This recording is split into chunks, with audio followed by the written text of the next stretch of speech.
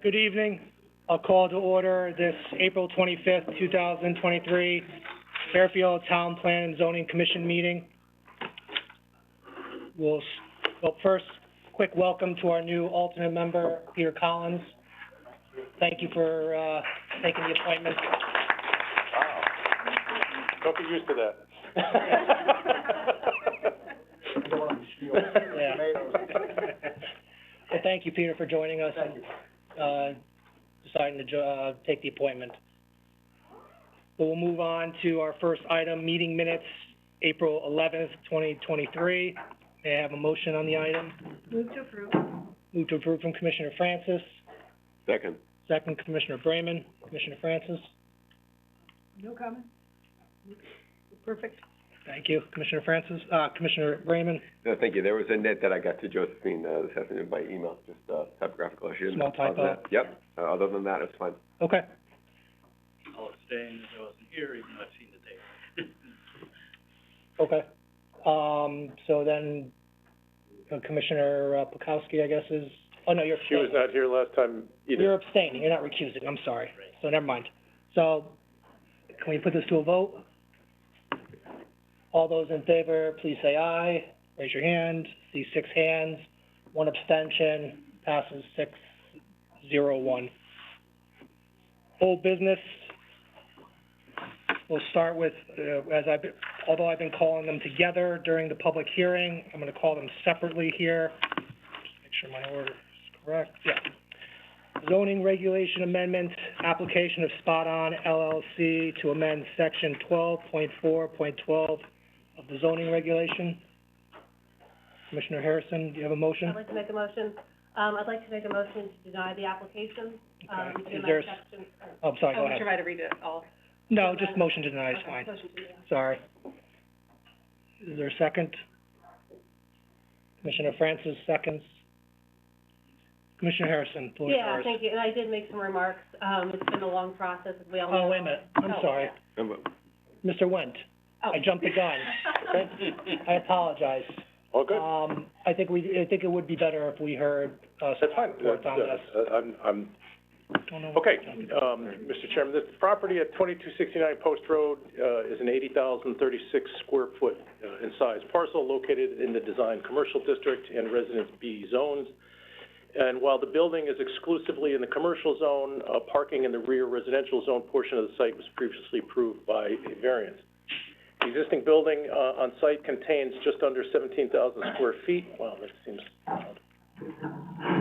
And for many years has been occupied as an automobile dealership. The applicant, Spot On Fairfield LLC, seeks to occupy the building as a veterinary hospital and hotel, providing pet boarding, daycare, grooming, and training. Veterinary hospitals are a special permit use in the design commercial district. Dog boarding is presently not permitted. Dog daycare is a special exception use in the DCD. However, such a use cannot include overnight kenneling, and the use cannot abut a residential district. This application seeks to add both overnight boarding and dog daycare as special permit uses in the DCD in conjunction with a veterinary hospital. As you will recall, the initial application language that was proposed was to add language after veterinary hospitals to include pet services such as overnight boarding, dog daycare, grooming, and training, provided that the applicant shall demonstrate all reasonable efforts to prevent unreasonable offensive odor or excessively loud noise and to establish effective protocols for waste removal. The application has evolved, as this commission knows, since its initial submission and over the course of the hearing process in response to issues that were raised. Subsequent to a meeting with neighbors and before the public hearing actually began, the regulation proposal was amended to include additional provisions, veterinary hospitals that may include pet services such as overnight boarding, daycare, grooming, et cetera, provided that, one, the applicant demonstrate the reasonable efforts to prevent unreasonable noise and offensive odors. 2, shall erect a fence 8 foot high around the perimeter.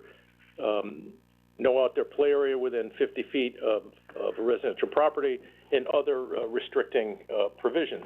After the first hearing, further plan changes were offered to eliminate the outdoor play area on the southerly side of the building and expanding the area on the westerly side. And then ultimately, after the second hearing, the applicant proposed to eliminate all outdoor play area with the exception of an outdoor relief area. So the final regulation proposal that the applicant offered was veterinary hospitals to include pet services such as overnight boarding, daycare, grooming, and training, provided that, 1, the applicant shall demonstrate all reasonable efforts to prevent unreasonable offensive odor, excessively loud noise, and to establish effective protocol for waste removal, and 2, no outdoor play area or kennel space is permitted, and all pet services other than a single dog relief area shall be provided indoors. So you all heard quite a bit of testimony in both in writing and in person, which was largely centered around potential noise impacts, whether from inside the building or dogs outside the building. Neighbors exhorted the commission to remain consistent with the existing prohibition of dog daycare use adjacent to residential neighbors and to not permit adjacency in conjunction with a veterinary hospital. Neighbors expressed concerns that regardless of the revisions made to the proposal over the course of the hearing, a single dog can still be a disruptive, and enforcement mechanisms for nuisance barking are difficult to regulate. Concerns about potential impacts to property values were raised, as well as concerns regarding the ability to enforce the proposed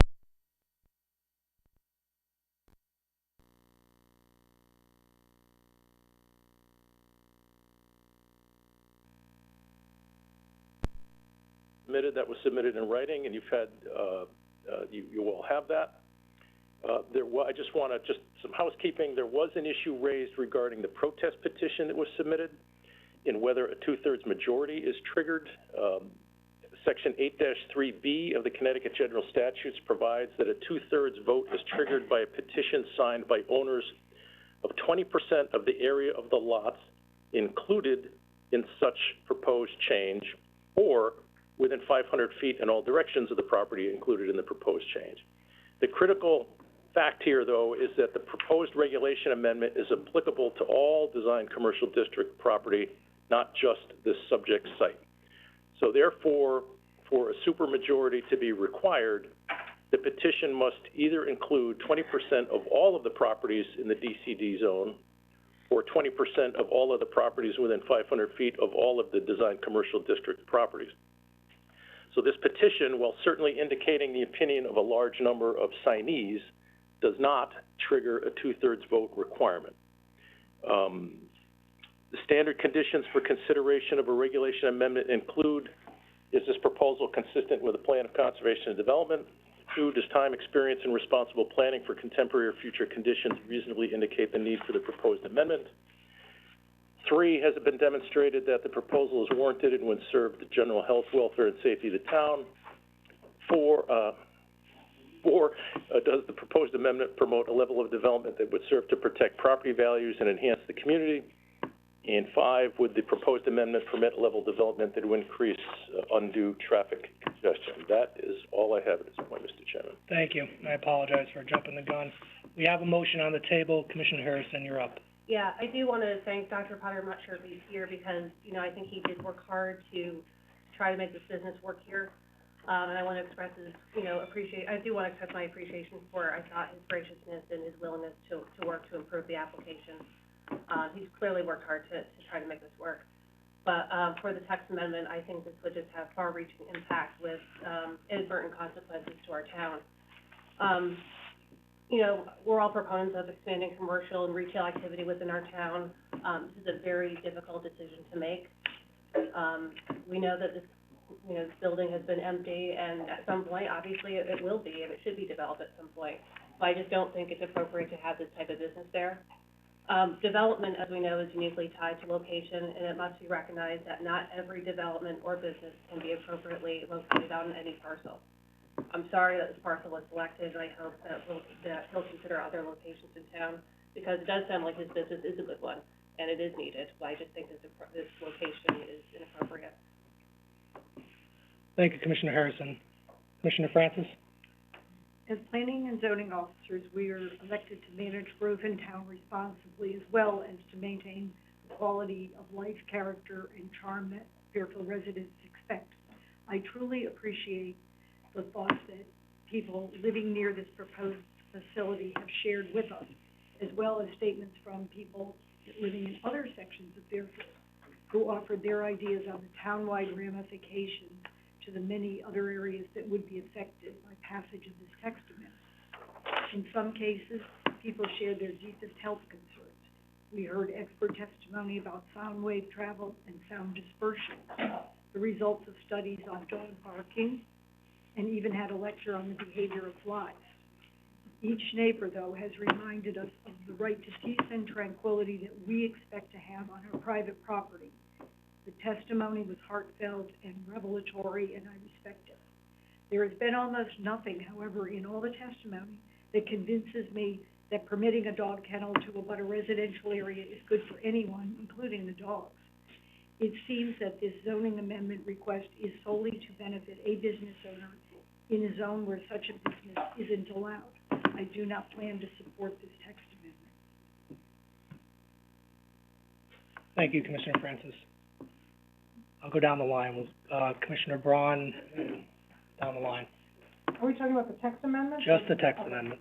I mean, obviously, if there's some commingling, fine, but I think focusing on the text amendment, predominantly would be wise.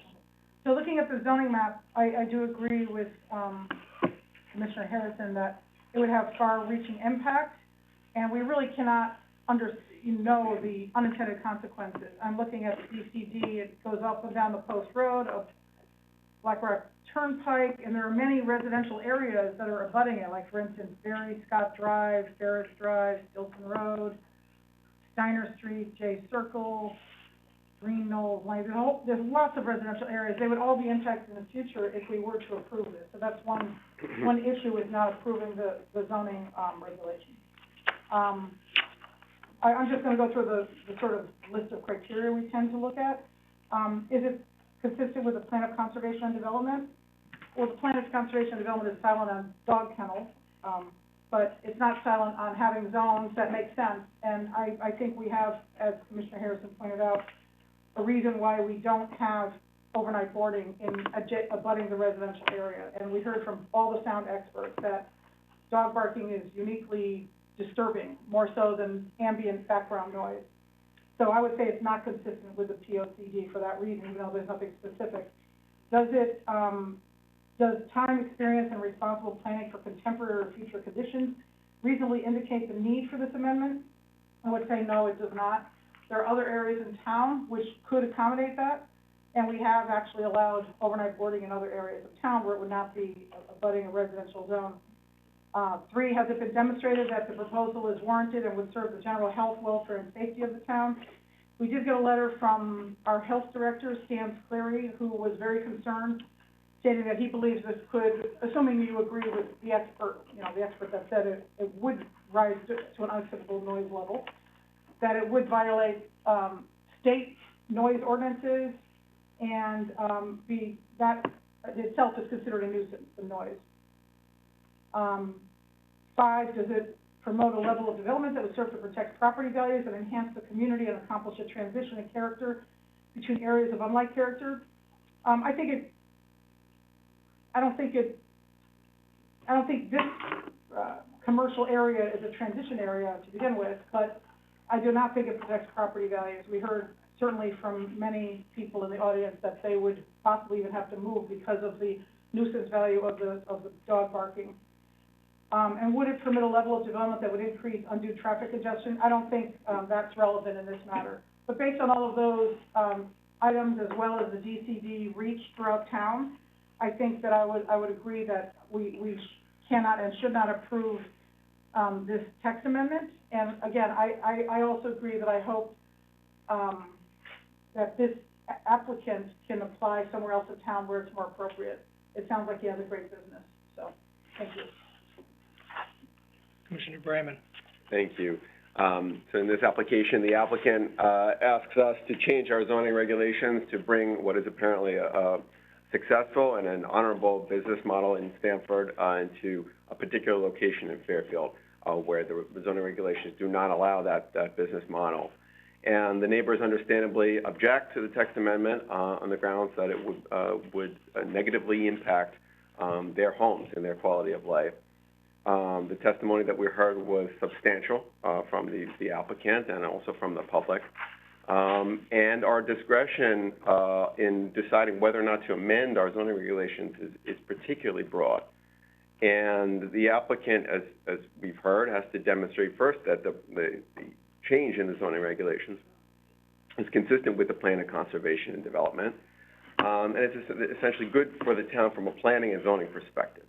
The mere desire to take a currently vacant property and improve it with a productive and commercially viable, or even vibrant use is not in itself enough,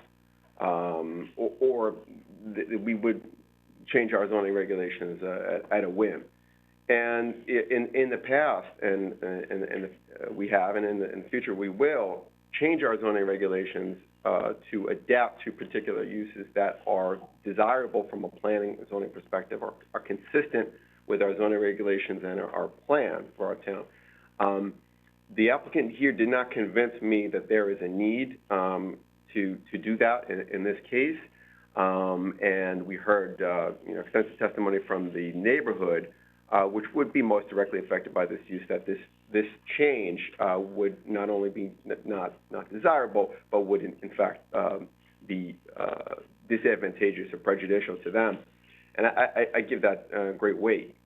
I think that, as has been noted, there's other parts of our town and there's other places in our zoning regulations where certain, aspects of this use could be done even as of right. And a veterinary hospital can be done in many zones as of right. And there's quite a need, apparently for that type of use. And I do wish the applicant the best. And I think, for me, the decision is clear. Thank you, Commissioner Berman. I have thoughts in support of the motion, but I'll defer towards the end. Commissioner Levy, Commissioner Ford, anything? Thank you.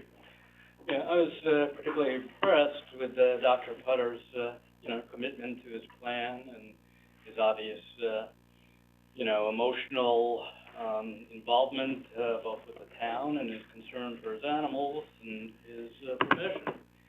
But I think there's a reason that our regulations do not permit and have not permitted overnight grooming or kenneling adjacent to residential areas. And anyone who's lived next to a barking dog is well aware of the reasons for that. And I do think there is a need in this town for an appropriate facility for dog grooming or kenneling, but not in this neighborhood. And based upon that, I would support the denial of the application. Thank you. Commissioner Ford? Just briefly, I'm not going to belabor it. I agree with my fellow commissioners. I adopt their comments and their reasoning. I'd only add the one caveat that the location in Stamford compared to this location is very different. I don't know Stamford's zoning regs, but I'm very familiar with that spot. And when you compare the two locations, they don't match up. And so I agree with Commissioner Harrison that this is not the proper place for it. I think there's other places in town that could accommodate this. I agree, I think, with Commissioner Levy. It's definitely a solid business. There's obviously a need. We have another application I think tonight for a veterinary office to go up in Black Rock Turnpike. So I think it's possibly the people who got a pet during the pandemic are now looking for options of how to care for them properly. And I can understand that, but we have to balance the equities here compared to what the neighbors want, the town wants, versus what an individual business owner wants. So I agree with my fellow commissioners, and I would recommend denying the application. Thank you. Yeah, I'd like to commend the commission and the public for a good application process. This shows that the process works. We had 5 long nights, and I don't mean that disparagingly. I said we had long, good nights to show for the applicant to put forth his business, which I agree was a good business, and I find him to be credible and steadfast in his profession, and his professionalism. And I credit the public for their engagement, their professional and civil engagement with this process. It was long, which is fine. That's how it should be when you have serious matters like this.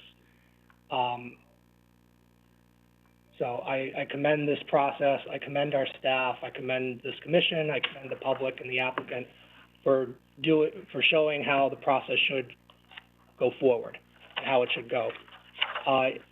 In this case, I also support the denial motion. There was a reason we put the protection that these types of businesses would not be near residential. It's for the obvious reason of the noise, complaints and potential nuisances. I believe Dr. Putter in what he says, that he can control his animals to the best of his ability. But I also believe at the same time that that's likely to create a nuisance. The noise is gonna be there. I think the evidence presented by the experts and even just us as knowing that this is lay people was gonna show that there was gonna be dog barking in an area. The video that was submitted with the Stanford, location was also very persuasive to me, even if it just was the single dog outside, going to the bathroom. I mean, it was pretty early on that I wanted to push everything indoors, like, well, we always said Dogtopia. Applicant just chose not to do that, which is fine, that's his right. I haven't been to Dogtopia many times, probably could have worked, but it's not, we don't have the evidence for that kind of determination, nor do we have the application for it, and I'm certainly not going to propose anything to accommodate that. Should the applicant wish to come back, that is his right to do so. To go through the list quickly, I don't believe it meets the plan and conservation development. The town and residents are entitled to their quiet enjoyment of their property, and I see that this will likely create a nuisance. I don't see the reason to amend to have these facilities near residential. Maybe if it was all indoors, again, another story for another day, but in this case, I don't know how you avoid the dog barking noise becoming a nuisance in the area, which does not need to rise to a high level. It just needs to be enough for any reasonable person to have a problem with. And I think most people would find that different than what the applicant believes. In that regard, doesn't serve the town of Fairfield. I don't know how it would help the residents, nearby residences. I don't believe it will check property values, and traffic really wasn't much of an issue, but doesn't need to be really here. So, for all that, I, again, also support the motion to deny. Any other comments, or can we put this to a vote? Just for the record, Commissioner Levy? I did review the January Oh, 10th, yes. tape, So- FairTV. Commissioner Levy's up to speed. Did anybody else miss that needed to review tapes? I did review the February 28th meeting. Okay, so everybody, we have the full contingent of regulars, everybody's up to speed? Okay. So, the motion on the table is to deny the regulation amendment, so a vote in support is in support of the denial.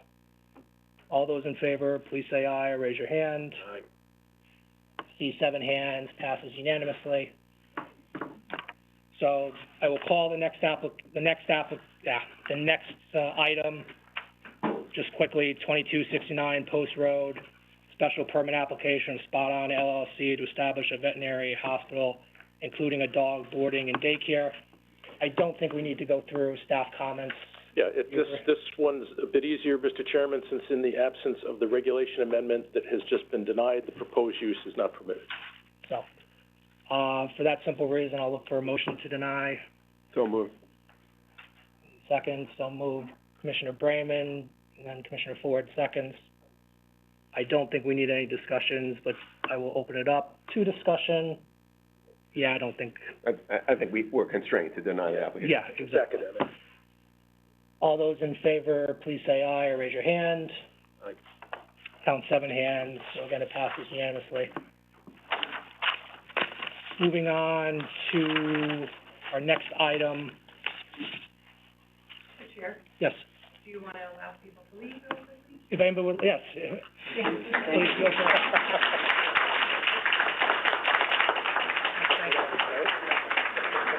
Nobody got up, so I just thought they were interested. Hopeful. You did it. Show up and we start, so you guys are getting applause. We'll take, an unofficial recess for a minute or Fair two. enough. Have a good night. Thank you all. I just thought they wanted to stay. He'll be here.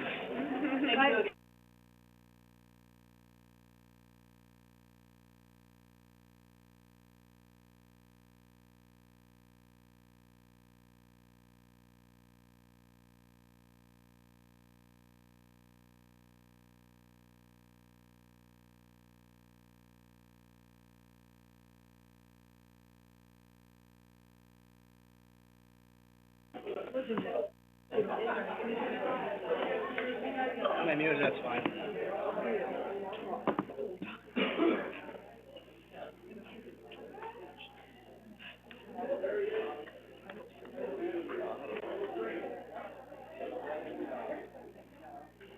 Who's getting quoted tomorrow? All of us.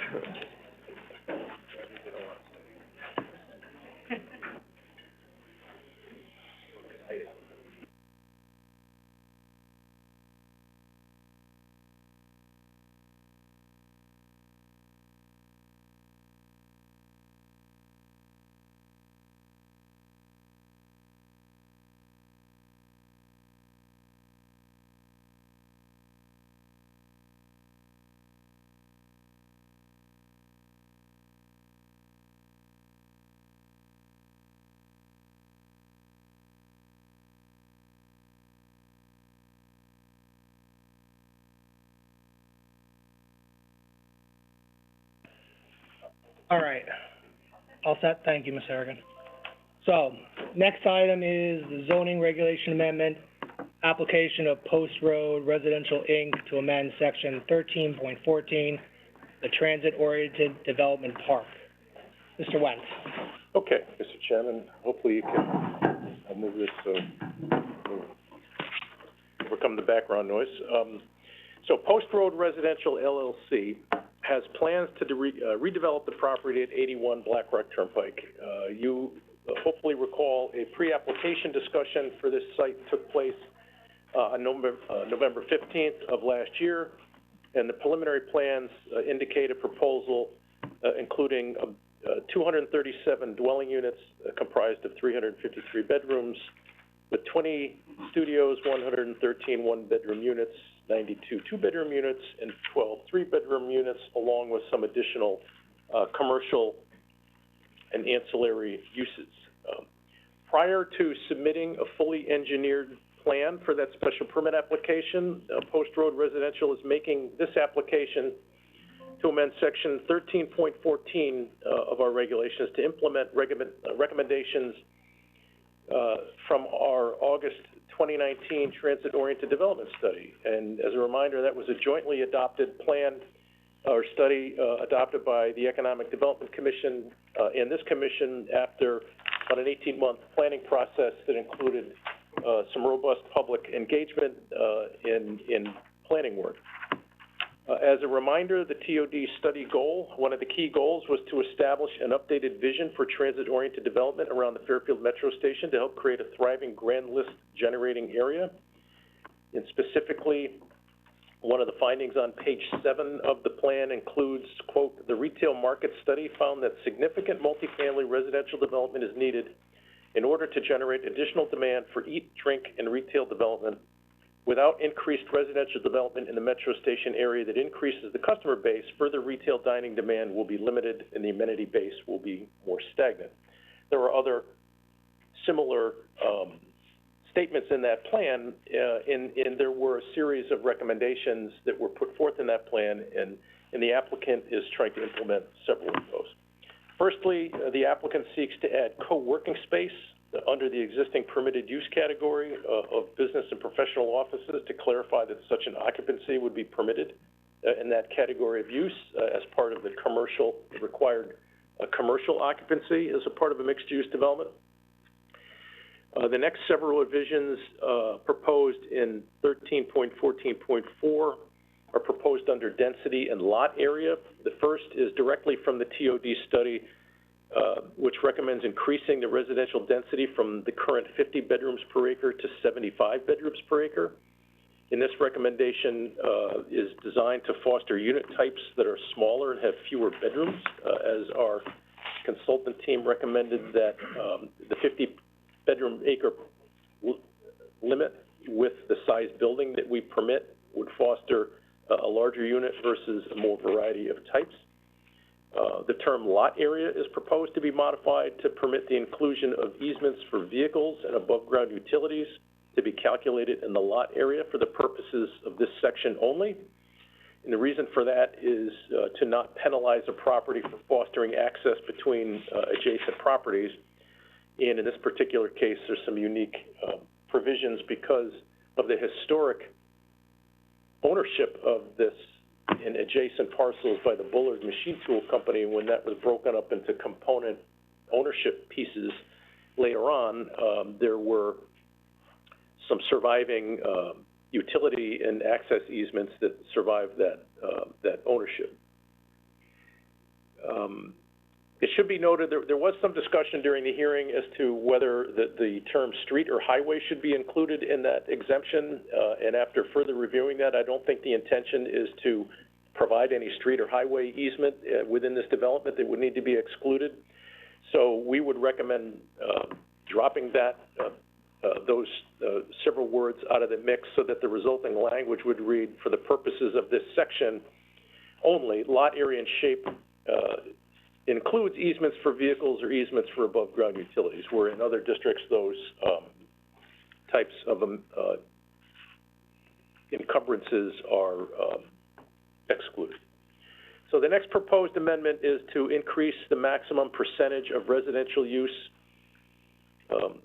from 70% to 80%. And again, this is directly from the plan where our planning work anticipated a 5-story building, the ground floor being commercial, the upper stories being residential, that an 80-20 mix makes more sense than a 70-30 mix. Next, within section 13.14.4 are two proposals that would provide flexibility to how floor area is to be calculated in what constitutes non-residential space to satisfy the minimum of the 20% requirement of be commercial or non-residential use. And again, these emanate straight from the TOD study. Firstly, regarding floor area, the proposal seeks to define total floor area as all living floor areas less any residential common area, including but not limited to amenity areas, mechanical areas, ground floor residential access, and circulation, lobbies, and elevators. So for that 80-20 mix calculation, they're proposing to pull out of that base area those common spaces, mechanicals, in circulation space. Secondly, in conjunction with that, our plan, and there's a map on the following page, or that I provided to you last time, recognizes that not all TOD parcels on this in our planning area are really suitable for ground floor commercial occupancy. And our plan does identify retail priority edges where it's important to have ground floor commercial in areas where that is less likely to occur. And so the applicant is seeking to allow the inclusion of public open space, connectivity to public open space, and shared pedestrian easement areas providing access to commercial uses, as well as ground floor amenity space and leasing offices in retail-type storefronts to contribute to the non-residential calculation for parcels that are not within the retail priority edge as identified in our plan in Figure 10, and that is included. So what they're suggesting is that their ground floor is going to look and feel like commercial space, but it's not going to be traditional leased commercial space, because some of that might be, you know, a leasing office for the development or amenity space for the residents. The next proposed amendment in section 13.14.7 is to increase the below market rate housing component from 10% to 12%, which was done for transit-oriented development parks. And again, that comes directly from the our TOD study recommendation. And similarly, straight from the plan, they're seeking to increase height from the present 5 stories and 60 feet to 5 stories and 70 feet and require that ground story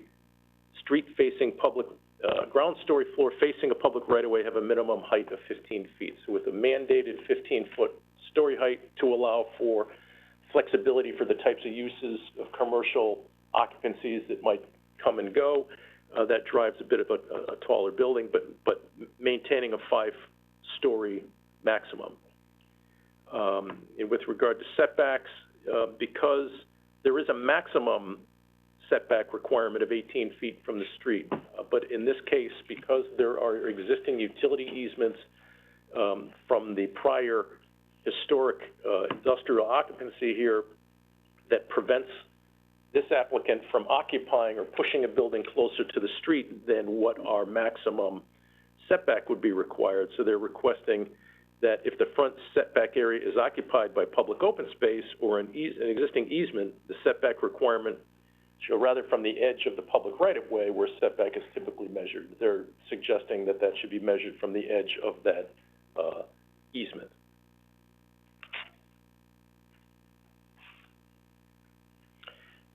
And the last two things come straight out of the TOD study. They're suggesting a landscaping requirement that if a development requiring greater than 75 parking spaces shall require at least one tree for every 30 feet along the public right-of-way. And secondly, for bicycle parking, any development shall provide at least one bicycle parking space per dwelling unit up to 75 bicycle parking spaces. So again, the applicant is seeking here the Commission's consideration of these amendments to implement several of the TOD study recommendations so they can take the next step in preparing the fully engineered special permit plan for the actual development of this proposed site. I did link to the actual plan itself, and as you heard from the prior application, the standard conditions, I won't repeat them because you're well familiar with them, having just recited them for the dog daycare facility, the standard considerations for regulation amendment that we just talked about at the last application. So that's a lot to unpack there, but that's all I have at this point, Mr. Chairman. Thank you, Mr. Wendt. Commissioner Braun? I would like to, well, I have questions for Mr. Wendt, but maybe I should make my motion first. I think we need more information before we can vote on this. In our prior text amendment reviews, it's taken multiple sessions with very specific word crafting, and those had much less impact. This, I believe, has a profound impact on that whole area, and I think I'd like to get input from some expert on climate change, because this whole area is going to be inundated from the maps I've seen by water over the next 20 years.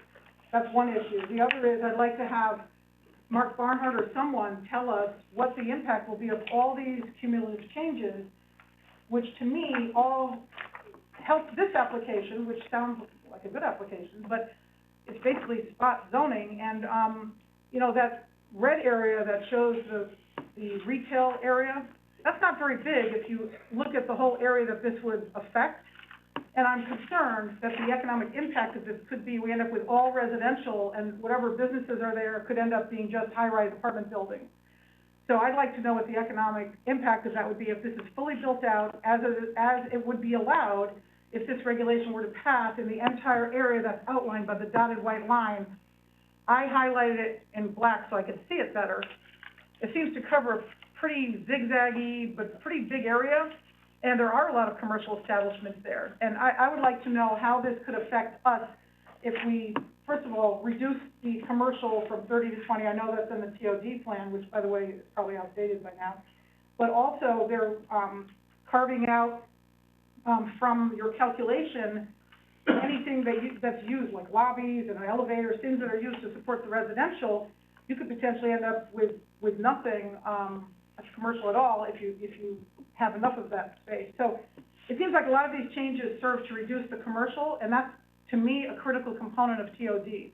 So I'm worried that this whole area could end up with almost no commercial, and it could end up as a dead zone. So this is sort of my preamble. I would like to get more information before we make these profound changes to this district. And it might all be great, but I'm not an expert on climate change, from what I've Well, seen. Commissioner Braun, let's, Yeah, okay. what's the motion? My motion is to get more information and not make a decision today, but get more information for other town departments that have something to do with infrastructure, climate change, the inundation area of the water, where that's gonna be, because I think this is all gonna be underwater right here. And, also the economic impact of if this thing is built out the way it could be if this regulation passes as is. Okay, your motion's the table. Well, to table decision, but get more information from the department. I know, but I mean, I guess you could say that. yeah, okay. Well, I mean, I tried to say it last time, I might not have been clear enough. no, and that's, okay. I don't, you know. We certainly can ask, Yeah. and I know we don't have a second. You're seconding, I think? Seconding, yeah. Okay, fair enough. So we have a motion to table that's been seconded. You certainly can ask our staff departments and such. We certainly can't get any additional information outside of our departments, because the record's been closed. So, understanding that, you are still requesting time for information to, I mean, is this the first time down? Yeah, if I may, Mr. Chairman, I'd like to respond to a couple of issues. No, there are some points in there. And then that might help especially clarify the commercial, yeah. especially the commercial aspect of it. Go ahead, Mr. Wayne. So, just, first of all, with respect to with the climate change piece, a couple of things. Firstly, when the Metro Center development was redone, that prompted a letter of map revision that removed that site from flood zone. So if you're talking about water, you're talking about flooding and sea level rise, I presume, correct me if I'm wrong, but this site is above the elevation. There's a tiny piece of this site that is, the current mapping still shows it to be in a flood zone, but with the revised grades is likely going to be eligible for a letter of map revision from FEMA as the Metro Center site was. But I will just go back a generation and kind of remind the commission that this site was among the most intensely developed pieces of property that the town had. It was a large employment, industrial manufacturing base where thousands of people reported for work and three shifts a day. Obviously, that's no longer there. So this is redevelopment of property that was much more intensely used than what the regulations would permit. So that would be my response. I don't know that there's any input that we're going to be able to provide you with respect to climate change beyond what I just said in my respectfully in my opinion. With respect to you raised a good point with respect to the identification on this plan of where the retail priority edges are as it relates to the larger geography that is potentially eligible for TOD status. And while that's discretionary on your part, I think what our planning work emphasized is we were trying to get development of the nearer parcels, the parcels closest to the station first, and then radiate outward. So if you're concerned with regard to the language that would allow more flexibility for commercial or traditional commercial occupancies on the parcels that aren't identified on the retail priority edge sites, I think it would be prudent potentially to restrict that to properties on Ash Creek Boulevard, which could be a limiting factor for you going forward. And as development potentially later on expands at a greater radius beyond the station, we can give that some thought further down. So I think there's an opportunity to further constrain the geography to which that exemption would apply, which would constrain that. But in terms of the overall economics, our market study for the TOD work that we did kind of showed, I think, that the rate of return or the impact on tax generation for a large-scale mixed-use residential property like these and the ones on the other side of the street behave very, very similarly to large-scale commercial office building. As everybody recalls, in 2005, when the original Metro Center project was conceived, it was almost exclusively commercial office space. Obviously, the market for commercial occupancy or commercial office space is much different than it was in 2005, and this study suggests that it's not likely to return in great measure, but with increased residential occupancy would create demand for those other ancillary commercial uses that may ultimately get to office demand occupancy. So again, I think you've heard me say this before, but the Trademark and Alto projects across the street, combined with Anchorage, which the three TOD residential developments that have been built in the last several years, pay $2.5 million in property taxes. While that's not the chief concern of this commission, I think it should be an important concern as we talk about what the potential is for this, as the TOD study was kind of recognizing that this was the part of town where more might be palatable because of its past industrial history, the fact that it's got the new train station, and the fact that that, as we talked about on Thursday night at the open house, trying to balance the characteristics of the town that people like versus the need to create tax base to help offset, the costs for some folks. But so that's would be my response to some of the questions you raised, but I think it would be reasonable to consider limiting language, like I suggested, to limit that exclusion to Ash Creek Boulevard, and then if the future holds that we're getting demand beyond that, then we can consider that at a later time. But since we're trying to concentrate development at the closest parcels to the center, I think that would be a reasonable constraint to your concern.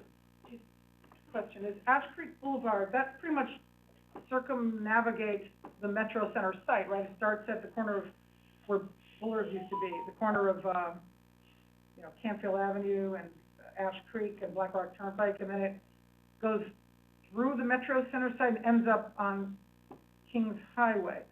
Are there any other properties that are not Metro Center that would be affected if that's how this would be restricted initially? It would be this parcel. It would be the subject parcel, the piece for which the brewery was recently approved. But again, that corner piece where the brewery is identified as retail priority edge. And that's the brewery, though, is up by the train tracks, right? Right, but again, it's property that abuts. So it would be on the south side of the railroad tracks would be the subject parcel in the Metro Center property exclusively, and then you go up and over the bridge. But on the other side of the bridge, where Alto has already been developed, that is a retail priority edge, and we do have ground floor commercial occupancy there. Yes, I agree with that, but I have one question. There's a pink-red area down where this property is. I know you've answered that last time, but could you explain why this is not in the retail edge? Because this is right on the corner where this building is going to be. It looks like it's the red retail edge. No, it's hard at this scale, I would agree, but the brighter red, the retail priority edge is the frontage of the corner parcel, which is the 111 Black Rock Turnpike parcel, which is the illicit brewing parcel. Oh, so this is a step up from this. This is between that and the other. I misunderstood that. So if your concern is the larger geography, and I think it's a reasonable one, and we can incrementally look at this, but to restrict that exclusion to Ash Creek Boulevard, I think addresses, in my opinion, it addresses your concern. One other point is, I was reading quite a bit of climate material recently, and this area will be inundated. I just want to pass this around for anyone to look at. It's from the Yukon. It's called Circa. It's a Yukon group that collects data. If it's not part of the record. Well, I think we should be concerned. We're the planners. We're the ones who I know, but it's responsible. not part of the record. Well, Yeah, then it's now, my knowledge that I'm imparting to the group, Well, then, and I impart it I then, don't I just wanna- don't wanna put anything in the record, that's, I think, well, okay, we do have a flood and erosion control board, we do have a engineering department. Can we get something from them that says, A, we have the infrastructure capacity for if this thing was built out the way it could be, with mostly residential, whatever area we're talking about? And not just infrastructure, but what is the resiliency planning for that area? Because my understanding is, this whole area is gonna be underwater in the next 20 or 30 years, or will be inundated with floodwaters. So I don't know how that fits in with the current definition of FEMA, but this is what the future holds, according to the Yukon, group that's been, leading the charge for helping towns plan for resiliency. And I'd like our commission to have a little bit of expertise, that's all, from whoever in our town is responsible for that, I'm sure. before I start putting people down there. yeah, Ms. Harrigan, I think, had a point about that, so I'll let her and then Commissioner Harrison. I just wanted to clarify what happened with the regrading and the remediation with the site. So I think that surface maps are outdated based on what the topography is. So when a loam is done, it's done by an individual surveyor for that parcel. And FEMA does not update their maps, but they issue a letter that indicates that portion is no longer in the flood zone. So if you look at the topography for especially the Metro Crossing site, when they had to fill to cap that site, it's out of the flood zone now. So that whole berm that goes up the side, that's part of the edge of where that conservation path is, all of that is well above the flood zone, which is at elevation 10. The top of that berm is at elevation 20. So this will not be an area affected by sea level rise. I'd like to hear it from the experts in our town. I appreciate your insight, but I would like to hear what our studies have shown before we start changing regulations to add a lot of density to an area that Yukon says is gonna be underwater over the next 20 years. I think you've heard it from a few people, and I'm not sure who else in the town can give an answer that you necessarily want, but I'll let Commissioner Harrison go. No, I would say, I do appreciate the great vision and the efforts of the developer. It's a great, I think it's a good project. But, I think we've spent, 5 or 6 meetings talking about the doggy daycare and, changing our regulations there. I think someone said during that deliberation that we don't change regulations at a whim. This is a special interest, text amendment. That's what it is for one developer, essentially. Well, We have to be no, very, we have our TOD report that we understand just that. went through. We went through I that back in 2019. That spent a good amount of time with that. And these regulations are based on those recommendations. And the reason we didn't have 5 days is because we didn't have 5 days of public outreach, which is fine. That's just how it happens. But to say that we're not spending enough time on it. I'm not saying, I think we're Okay, because that was an implication that I got. No, I and I apologize. just think we should take as much time. There's no rush. We're wearing our planning hat here. Right. And I don't see the rush, but we did close that public hearing. However, we can, deny it without prejudice, and we can reopen it, I think. That's an option. That's an but we'll option. see- I'm just saying, we'll see what- I think we do have to take our words to heart where we say we don't change regulations at a whim. This is, I think, an environmentally sensitive area. Maybe Ms. Harrigan, or, I think your experts disagree, but I think we just have to be more. Okay, well, what is that's fine, I'm sorry, I cut you off. It's more of a statement than. Is there anything else? That's all I wanted to say. Thank Okay. you. Rest of the commission, right now the motion is to table for the reasons, like Commissioner Levy. Yeah, the motion on the table is to table. I note this is a, application for a zoning regulation amendment. It's not, well, it is brought by a particular, developer, and we are aware of the pre-application procedure. What's before us is to examine and consider the zoning regulation amendment, particularly in light of the, study that's been done in the past. I don't know that we need to vote on it tonight, but I would prefer, instead of tabling it, let's put it on the table and start talking about it. So I would oppose tabling it and just get it on the table. We don't have to rush to judgment, but let's start discussing the specifics with a motion, as opposed to just, rambling on while there's a motion to table. Commissioner Bramman.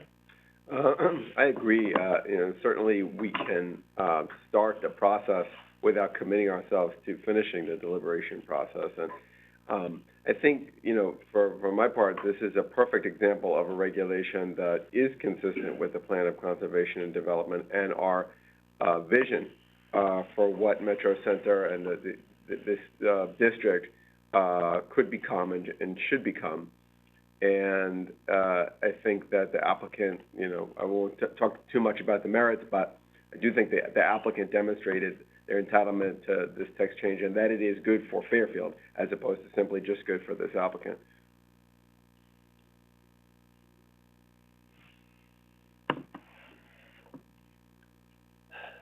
Yeah, I kind of agree with Commissioner Levy in a lot of ways that instead of just be saying, we need more information, and you identify climate control and, some other areas of it, it may be beneficial to actually look and to see what the regulation amendments are, particularly in consideration that these come from a TOD report that we reviewed with the consultants and we approved, with another agency or commission, if I'm not mistaken. Correct, Mr. Wen? The TOD report. Yeah, there was a joint effort between this commission and the Economic Development Commission. Yeah, I mean, both sides, and both approved it back in 2020, 2019, whatever it was. And I don't believe that it's outdated by any stretch. I mean, I think everything that was in there showing the need for the types of, uses that is being potentially put in front of us with the pre-application is what the TOD intended, and that's what this applicant is using it for. So, I mean, it would be helpful to kind of go through and see what the issues are, with an actual specific amendments being presented to us. I think Mr. Wendt puts forth a very good suggestion that will, alleviate one potential concern. I think our staff has also presented some evidence that would alleviate the climate control issue, well, not issue, let me rephrase that, but at least, with this subject parcel, why either getting additional information from climate control, from other departments of climate control is not likely to happen, particularly when they've given some information. So, I mean, right now the motion is to table, and I mean, like I said, I would like to go through them at some point. I mean, thoughts, Commissioner Harrison? Yeah, I would say I don't think there's any, I mean, I did second the motion, but to table it, the hearing is closed. We're gonna really get any more information at this point, right? Correct. Well, So I would agree with, I would be more inclined to go with Commissioner Levy's, assessment of talking about it right now and seeing what amendments can be made. I think that's reasonable. Okay. Well, Commissioner Braun? whether we table or don't table, can we get information from other departments? Because that's what we do have departments that are responsible for infrastructure and resiliency planning. And I would like to get that information, along with the economic impact if this is fully built out. I mean, that whole area, a lot has changed in 5 years. We've built quite a few things, and, I'd like to know from Mark Barnhart if he envisions this whole area, or what area does he envision transitioning basically to the Upper East Side, high-rise apartment buildings, and not much else. Well, respectfully, I would suggest that a five-story building is not the upper east side, but I will remind, if you go back to look at the plan as a whole, the TOD study goes through several scenarios with economic outcomes. So that work has been done. And recommendations were made from that work, and this applicant is trying to seek your approval to implement some of those. Again, respectfully, with respect to resiliency, you heard with regard to the elevations of this proposal that have changed the flood mapping. I hope I'm not overreaching, but it's a little troubling to me that you don't consider members of your own staff to be experts. So. My only other point, though, too, is that is, well, the only other department we have, yeah. We're responsible for the management. But the other point of this is we've had compliances in the past that come to us with, residences down on Beach Road. And our position, like the DEP, it says, well, we don't like the idea because of climate control and high sea rise. It's private property that they're entitled to do what they want with their property, knowing what potentially could happen. So I don't know, I mean, even if this wasn't if Ms. Harrigan and Mr. Wendt didn't alleviate the concerns, and there was a potential for this 20 years from now, I don't know if we'd want to stop, why we would stop them, or any of those. I'm not sure if that's something we would want, but it's a regulation amendment, so I guess it's something we can consider. But, I mean, we see this a lot with the compliances down in Beach Road, and we're mindful of it, but we don't stop it necessarily. So, I mean, I was prepared, in reviewing this, this is our second time down for executive session, right? This was tabled the first time. Yep. I mean, I thought we were in a position to discuss them substantively. You know, frankly, coming in, I had the preliminary thoughts of approving them. I like the restriction suggested by Mr. Wendt. It's in line with the TOD report that was recently done, as I said, a lot of hard work put in, approved by us as a commission and by the economic development. And I mean, I think it's worthwhile talking about them. And if at the end of the conversation we want additional time for whatever reason, so be it. Maybe we can approve, and I don't know, there's 10 of them or 9 of them, but maybe we can approve part of them and not all of them, or something along those lines. Especially because they're TOD recommendation, the TOD report recommendations anyways. But, I mean, so that, having said all that, I mean, I would think we would oppose the motion to table and start looking through this now.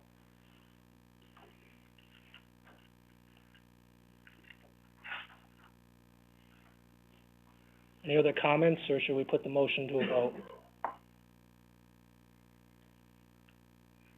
All those in favor of motion to table, please say aye or raise your hand. Commissioner Braun, was that you, Commissioner Francis? Yeah, I really haven't looked at it, so Okay. I don't feel, I'll probably abstain. Is it a approval, or are you voting in approval of the motion to table? Yeah, You are, okay. for that reason. That's fine. All those opposed to the motion to table? See 5 hands, so 2 to 5, the motion is denied. Can I have a motion on this item? Commissioner Levy?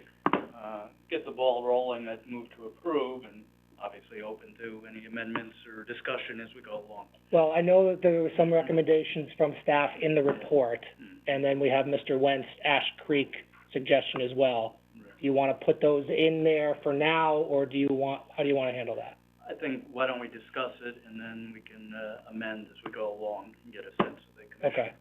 So it's just to motion to approve the regulation amendments per the application. Yes. Okay. Commissioner Raymond? Second. Seconds, okay. Commissioner Levy? What I'd like to do is sort of work with staff and the commission and sort of take them one at a time as we go through. I think That's fair. 9 or 10. I'm having trouble hearing, could you speak Yeah. up a little bit? Sure. Okay, Mike? My suggestion is that we sort of go through them one at a time and, address them individually. Please.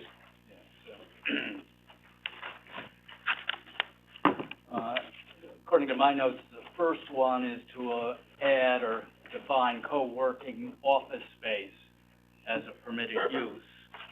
And I think post-COVID, most of us would agree that there is a real need for having, sort of shared co-working and office space within commercial areas. So that's certainly one that I would approve. Well, it seems like when I asked them, do they even need it, Mm-hmm. it was, they had leasing or office space was already there, and they just wanted it out of caution, which is a fair point. So I think our regulations already allow for it, Okay. by all accounts. So if we want to make it even more specific. I think that's all they were seeking fine. was, we're gonna come here, we might as well ask for it again. And I don't remember the language, Mr. Wendt, is it leasing or business, office space? What was the language that they're adding? They're just adding co-working office space To what, though? to the list of, office, right now, among the permitted uses are business and professional offices, what they're, Yeah, office, on that line, they're saying including yeah. co-working office. Professional offices. So they're asking for something Permitted. that's potentially already within that permitted umbrella. Yeah. So I think that would be easy, but Commissioner Bramman, That's amenable, that's fine with me. I'm amenable to that. should I ask, how do you want to handle this? You want me to ask, is there any comment on that? What? However you want to handle it. Any any other, I think going through it one by one is a good idea. Does any other commission members have a comment on that?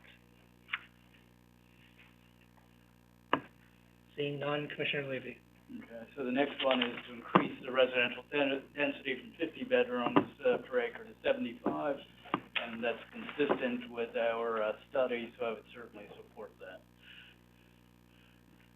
Any comments from the commission? Commissioner Bramman? Agree. It was clear in the study that, that was, advisable, and, that's, what we adopted to increase, the number of, smaller units. And they accommodate the 5 floors, I believe, too, so you can get that first floor commercial with 5 floors on top. That was somewhat essential. Any other comments from the commission? Commissioner Levy? The next one had to do with lot area.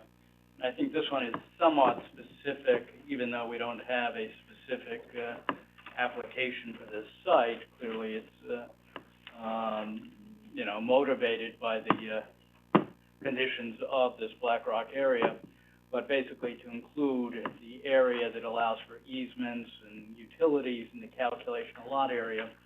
I think that is, that's quite reasonable, because, you know, when somebody's trying to develop a site, they can't, you know, sometimes you take it with, what have been, easements and, things of record that have been there for many years, which don't impact, you know, the actual surface area or use, but for purposes of, you know, the map itself, they might otherwise be excluded. So that would be, fine with me, and I had Staff recommends yeah. this is one where they remove the street or the highway from this Yeah, proposal. and I had a question about that, because consider, for instance, like a co-housing development, where you might have, you know, if it was in a TOD area or something of that nature, or you might have a very large parcel where there is an existing street, or you're going to be putting in either a public or private street within the various developments, whether or not that should or should not be excluded. I mean,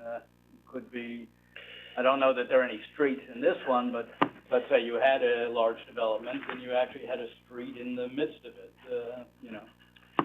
Well, I just to take the Metro Center site, for example, there's gonna be interior driveways within that site, but I don't think they're gonna be, I don't anticipate a scenario where there's gonna be a dedicated right-of-way for an actual street. In this case, in this overall development scheme in preparation for Metro Center, that street was created with Ash Creek Boulevard. There may be, with adjoining parcels, easements to allow access across, abutting properties, but that's the easement that they're asking to be excluded. So I don't foresee that there would be a street or a highway, as we define that, created within the, within any of these development parcels, and that's what raised the concern at the hearing and why, we are suggesting that be taken out. So they would be able to exclude easements for vehicles, if there are cross easements, but I don't anticipate that would be rise to the level of a street. So like a private driveway would not be excluded, but a 50-foot road. Correct. That would not be, Correct, because that road, I think the access, the main purpose of, you know, the public road that was needed to create the access for these parcels was done with the creation of Ash Creek Boulevard. Does easement for vehicles mean parking, or just? No, it typically just means if Does the easement, For vehicles? I can't hear. Parking. Can you repeat the question? the question is, does easement for vehicles include parking? Typically, no. An easement typically is the right to use someone else's property that's not yours. Extended driveway. That abutting properties can agree that, hey, I'll give you a right to cross over my land, and you'll have the same access over a portion of my land. So typically, parking is not gonna be provided in an area that's also encumbered by an easement. Yeah, that's the type of thing, I didn't understand. There's a lot to unpack here, as I said before. Commissioner Harrison? So I just wanted, I know staff, you guys recommended removing the word street or highway from this proposal, so that would be in this? Right now, That's our suggestion, but I don't know whether the. Right now, the motion does not include amendments by recommended by staff. Okay. I think that's a good idea. I think it accomplishes the same thing. It adds restrictions, it only restricts it, but it gets to the same point, so I would be okay with it, but, I'll make that amendment. okay, we have, If it can be. Second. he seconds that, so now it is part of it. Okay, thank you. There you go. Commissioner Braun. I worry about the densification of this area and the cumulative effect of everything that this could apply to. So we're following the, what is it, 2017 TOD study? 2019. 2019, okay, which predates probably some of the approvals we've done, by moving from a density of 50 to 75 bedrooms per acre, but then we're also making the lot area, smaller or bigger, whatever it is when you carve out, you're allowing easements and whatnot, utilities to be included in what's lot area. So are you adding more people then per square, per acre when you do that? You tell me, I can't do the math. Theoretically, yes, the area to which density applies is the net lot area. So if you are allowing a, utility easement or, vehicular easement to count towards lot area, yes, that would be area to which that units per acre calculation would apply, but it doesn't make the parcel any larger, it's just not excluding certain portions of the parcel for the purpose of that calculation. So to get your 75 bedrooms per acre, which now has smaller buildable area, you'd have to go up, right? You'd always be maxing out the height of what we would allow. We have a height restriction. Right, the height restriction is 5 stories, and that's not proposing to be changed other than going from, I'm getting ahead of the discussion, but to account, to allow for the recommendation that we mandate a minimum height of 15 feet at the first floor. So the short answer to your question is yes, it will modestly increase the base to which the density would apply. And so this tells me that everybody who builds is going to max out the height, because that's the way they can get the 75 bedrooms per acre. Well, I think whether or not you exclude easements, you're going to likely see 5-story buildings, because that's how the math works for mixed-use projects. So whether or not you adjust this amendment, I think you're likely to see 5-story buildings in any case. Okay, thanks. And notwithstanding, we have approved plans on the other side of Ash Creek that were pretty dense as well, so this is just one area for it. Any other comments on this one? Oh, what does, utilities mean? To me, it's telephone poles, but I'm sure it means more than that. Typically, an above ground, most utilities are underground, like a sewer line or a gas line or a water line, or utilities that if you're serving somebody else's property and crosses yours, there's land set aside to be able to access those. That's underground. I'm not, an above ground utility would be typically an overhead wire. In this case, there were, so I can't think of another example of one that's not. Okay, I wondered what I was missing, but nothing, okay. Yeah, I just wanted to say that the applicant, showed us at the hearing that there were interlocking, set of complex interlocking easements, between, 81 Black Rock Turnpike and I believe 111 Black Rock Turnpike, the illicit brewery site, which, I think fits into our overall plan for this, part of town in terms of facilitating, the movement of, residents between, work, life, and play. And the transportation, yeah. And transportation, of course.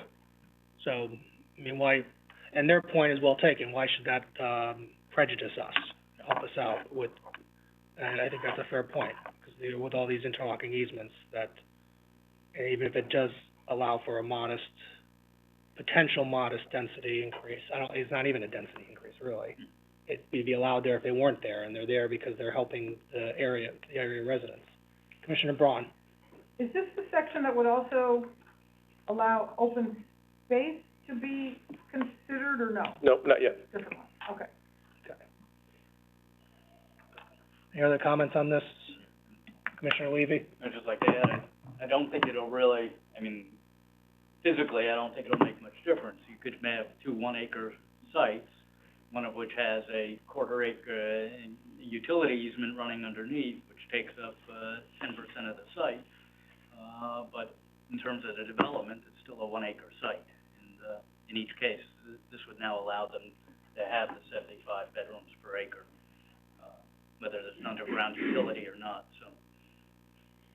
Yeah, Above ground is what we're considering. Anyway, yeah. Above ground. Mm. so, yeah. I don't think it significantly moves the needle one way or the Yeah, other, no. personally. No, Exactly. not at all. Commissioner Levy, next, I think. Next is to increase, the maximum percentage of residential from 70 to 80, and I think that's consistent with our, 5-story, first floor commercial, 4 floors residential, conception. And was that was in our TOD, right? Yes. Yes, sir. Okay, thank you. Sorry, I left my staff notes right on my office desk. Any comments from the commission on that portion? Commissioner Levy? This one, I think, I did I had it. Oh, Commissioner Harrison, that's fine. I'm sorry, I apologize. No. And maybe Mark, I know he was here at the last meeting, Mark Barnhart. Do we know how this will impact our ratio with affordable housing? With the, 10 to 12. Well, there's a proposal, I know it's 12%, that would be in accordance with the TOD. correct. Yeah, I don't know that we got there yet, but there is a proposal to increase the required below market rate percentage from 10 to 12. To what? 10 to 12. Percent. But do we know how that will impact the ratio yet? Do we have any idea? Well, things need to be built. No, I know that, but just to, Well, again, the ratio gets reset every 10 years in terms of what your base number of total dwelling units is in the town. It doesn't change. reset every time a development is created. It's based on the last census. okay, So the base to which the 10% number to achieve overall exemption from 8-30G or the calculation for moratorium status is based solely on the last census, not a continually changing number between 10-year intervals. thank you. Commissioner Levy? Yeah, the next one, I think I need a little more information. As I understand this, the one where we're sort of redefining or expanding the definition of living floor area or the sort of non-residential component, this would be, if I understand this correctly, this would be sort of areas which are not, retail priority or things like, that would abut a busy street would normally be commercial. Yeah. This might be like an interior courtyard, first floor area, am I correct about that? Yeah, there's two pieces to this. The first is what gets counted in what's the base for this 80-20 calculation? And the first piece of this is to exclude, let me make sure I'm saying, I need to read this again to make sure I'm saying this right, but just bear with me a second.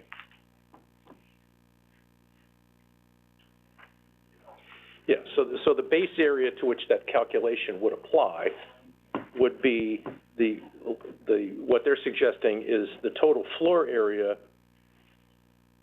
less any of the common areas, including the amenity spaces, mechanical area, and circulation and lobbies and corridors. So those core spaces would get taken out of the base area of the structure to which the 80-20 calculation would apply. So they're not now part of the 20%, but they're just excluded from the whole. Correct. They become like neutral space. They're extracted from the total. So if you, for example, if you, just to make easier math, if you have a 100,000 square foot gross area building and 1,000 square feet of those elements, then your 80-20 would be based on a 99,000 square foot building, not a 100,000 square foot building. Okay, so it's not a question of defining those as part of the. That's the next piece of this. Yeah, So okay. there's two elements to this. Okay.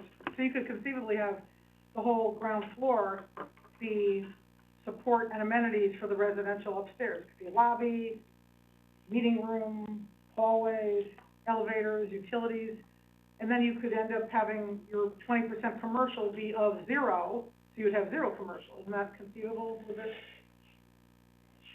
Theoretically, but the next piece of this is to create flexibility to what you consider to be attributable to that 20% minimum non-residential space. I'll say it in the reverse. You're required to have 20% of Commercial. non-residential space, and they're suggesting in the second piece of this some other ways that other productive areas that could contribute to those types of things on other parcels potentially count to that. So again, separating the first piece of this is taking out the corridors, the circulation and amenity areas from the base for that 80-20.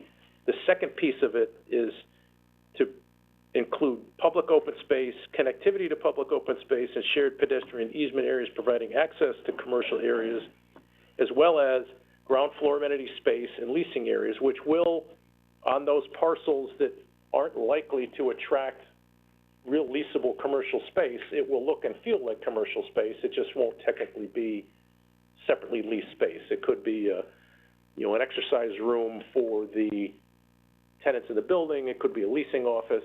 In this case, they had a pretty good chunk of co-work space that would be considered as commercial space. So it's a mix. I don't think you're going to see, and is the intent, to zero out commercial space, that their preliminary plans show how that. I don't have them in front of me, but there was a color-coded plan included in this reg amendment package that showed how this amendment would apply to their preliminary plan. Okay, so for this, I'm sorry. Okay, I was just gonna, and we're talking about a developed area, we're not, I mean, so for instance, a courtyard would not be counted as a, open public space, like a patio with a... Right, the courtyard spaces that are exterior to within this building are not, but what they were showing is what I think the architect described as programmable space, that it's green space in front of the building that on a weekend they could use it as an event space or something like that, that would add vibrancy to the area, but it isn't traditional commercial occupancy. Yeah, but is it is it developed as a building as opposed to landscaping, is what I'm trying to... Well, again, It has to be in the four corners of the building. Is that not the question? no, it Yeah. does not. What they're... Accessible to the public. Well, Yes, I don't know if we have the link. Jim, is it helpful if I show the site plan? If you have it, yeah, there's a color-coded plan that was submitted that shows kind of illustratively how their proposal would apply to their proposal. Sure. It seems like these terms should be defined, so, because this site plan is not gonna be part of the regulation. This regulation will apply to the whole area that we assign. yes, but I think it's showing demonstrative purposes. Correct. So- They're showing an illustrative way how it would apply to this proposal, but you're right. And the idea is to create that flexibility. And again, from our prior conversation, I'm suggesting that you limit the geography to which this exclusion could apply to Ash Creek Boulevard on parcels that are not on the retail priority edge. And after time and experience, if this commission wants to expand that opportunity, then you've got the ability to do that. So, Do you think co-working space is just for the residents of the building? co-working space could be for the residents of the building, but it could also be for non-residents of the building.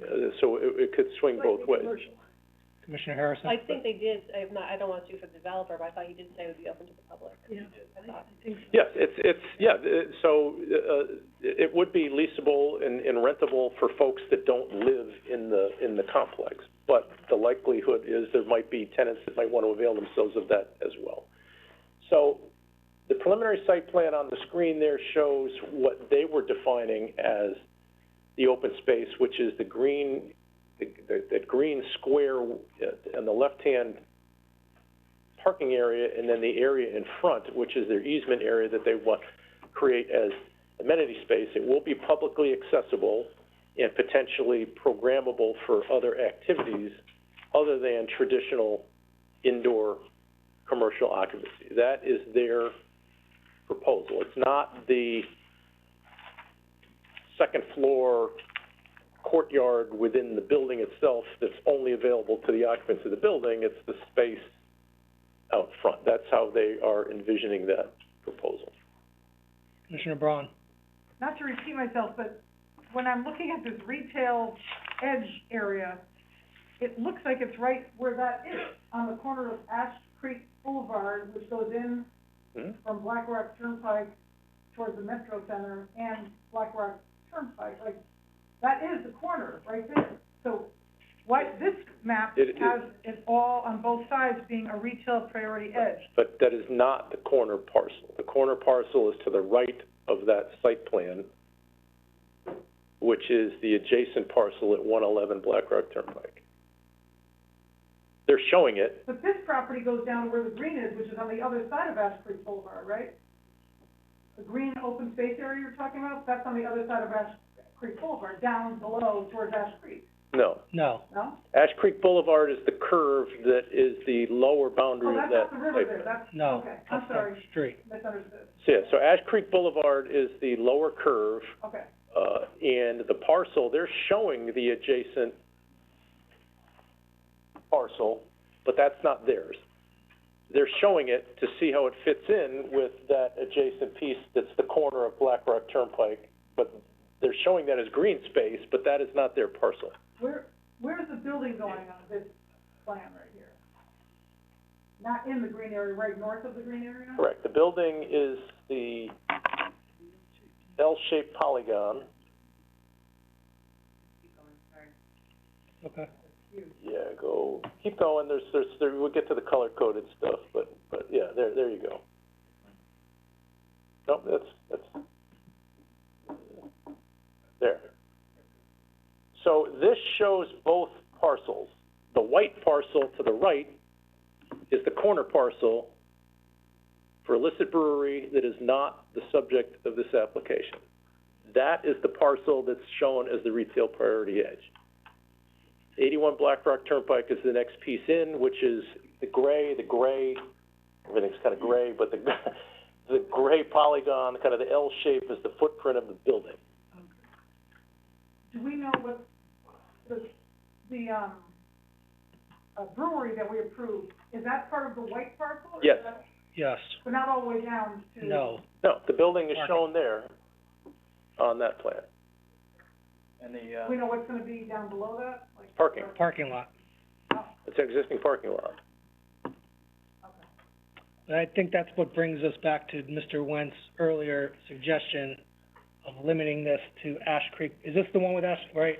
Or am I confusing everything? Yes, the inclusion of open space, connectivity to public open space, and shared pedestrian easement providing, so they're showing here that pink easement on their site, but gives access to the adjacent commercial site. You point out the open public space that we're on that, for demonstrative purposes? I can't use that. Is it that little square in the middle? It's the square, it's the green. It's the area shaded in green on the plan. Okay. Got it. Okay. So this property does not abut Ash Creek itself, but in one of the Correct. pictures, I saw a guy fishing. That's why I always thought this, one of the rentals. Oh, it was a cross-section that showed There's no one's gonna be fishing. the other on side this of the property. street, yeah. Okay. Oh, but the creek. No, but. No, that was Road. artistic. Maybe with climate change. It's showing the access to Ash Creek that is across the street, but Well, not on this that's worried parcel. about Ocean levels rising, Oh, for water sure. will be up there. And your suggestion on the Ash Creek, Rather than keeping it open-ended, there was, I think, a legitimate concern raised about the potential impact of this. So like what, this commission did in implementing the ADU rollout for detached accessory structures, for example, is to start with a limited geography, and if it proves to be workable and makes sense to you, and you think it should apply more broadly, it's an easy expansion. Especially when we have other things coming down the pike from Right. Ash Creek and. And I think it's fair because, Sample. because this study was primarily focused on the area in and around Fairfield Metro, that in the larger polygon, it doesn't define some of those retail priority edges. So I think it's fair to limit it now and then give it further consideration after you've had some experience with it. So I'd like to amend to include that restriction. Mr. White, I assume if it's your suggestion, you know how to write it for your suggestion? Yeah, I'm just saying, it's fairly straightforward, because right now their proposal is, that those exclusions would apply on development parcels that are not located on a retail priority as shown, and then we could just say Kind of priority. limited priority edges on Ash Creek Boulevard, just insert Okay. that, so. Commissioner Levy's amending, Commissioner Brayman. Yeah, I would second. The only caveat I have is that, you know, if we're gonna be referring to a separate document in the zoning regulations, it being, you know, figure 10 of the TOD study, mentioned during the hearing, would it be possible to, you know, copy and paste figure 10 from the TOD study into the zoning regulations? I know we're restyling the zoning regulations with the help of our consultants anyway. But rather than have people have to refer to another document, especially since we're making an amendment to what that other document shows in terms of the retail priority. I think the short answer to that is yes. Whether it's within the body of the text or we just append it as an appendix like we do in other sections where we have parking diagrams and other things, we can refer to the diagram and appendix whatever, so that it will be a part of that regulation rather than just being within the body. I mean, that's up to the commission when we ultimately restylize the regulation, but in the short term, we can certainly make it an appendix. Okay. Yeah, if that's amenable to Commissioner Levy, then that's how I would amend the proposed text change. Is that something we do now, Mr. Wine, or is that something we need to, is what Commissioner Brayman saying something we can do now, or is that something we really should? Oh, if you think it should be, if there's consensus to go forward with these regulations, we can absolutely do that now, Okay. and just make a note, instead of how I've got it noted here, figure 10 on the following page, it says as perhaps, you know, shown in figure 10 of the TOD study and shown as appendix Yeah. whatever in the Is that what you're- regulations. Yeah. Commissioner Levy? I think Commissioner Braun has. Can I just, Move Of on. course.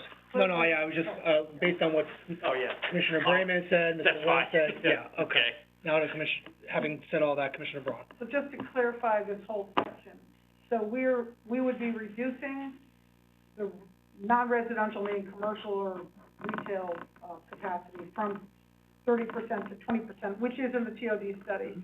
Beyond what the TOD study recommended, we would now be giving some dispensation to those addresses that are not in the quote retail priority edge, meaning they really can't have retail. So we're allowing them to further reduce, or, we're allowing them to take that 20% of a smaller area by carving out amenities, lobbies, and whatnot. Is that just that's for anyone though, right? Not just in the Right now, it's gonna be on Ash Creek. That's for anyone. Anyone can carve that out, right? On Ash Creek Boulevard. Well, Or whatever. there's two pieces to this. The base area to which the 80-20 calculation is derived is the first piece of it, and it is recommended in the TOD plan, by the way. There is language that says that, that these recommends that some of these spaces should be considered for exclusion. It does. Okay. In the second piece, the piece that would only apply as recommended to the Ash Creek Boulevard is the exemption to allow the open space pieces Mhm. to contribute to the non-residential percentage. Okay, and that piece, you would be carving out open space, not, open space on this parcel, not open space on another parcel. Correct. Space open to the public. Yes. Okay. And to me, that does go along with TOD theory, which is not just commercial and retail, but cultural and meeting places and things like that. So I don't. Yes, I agree completely. And again, it's hard when you're looking at a specific parcel that may be subject to a development application, but the idea is that as properties develop holistically, collectively, you'll ultimately achieve those things. Again, if you combine the adjacent piece, recently approved for the brewery, that's 100% resident, or commercial. There's no residential occupancy there. That's 100% commercial.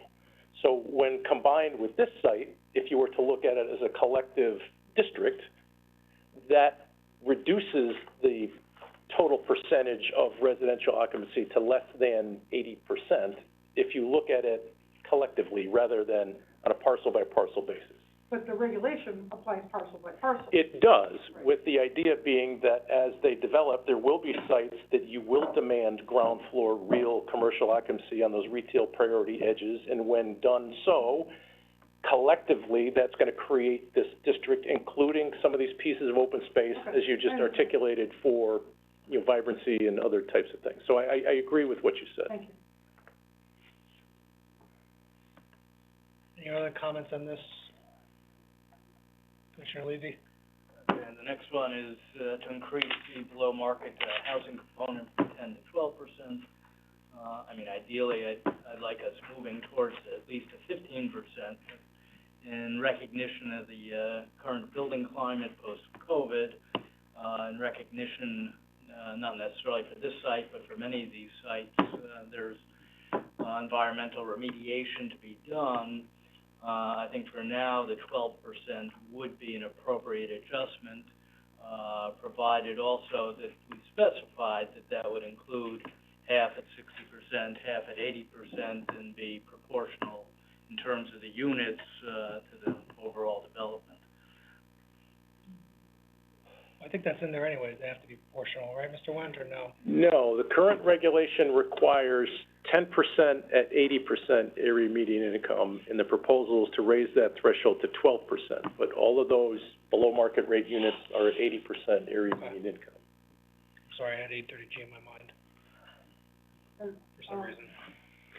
This particular one, they were going for brownfield remediation grant, so that could, because they didn't want to have to do the 12%, was it 12 or 15 we were talking about? 12? Well, there was some discussion during the hearing. The commission challenged the applicant, is 12 the right number? Can you bump that, as Commissioner Levy just said, to 15%? And their response was, given the high cost of remediation, that it would likely not pencil at above 12%.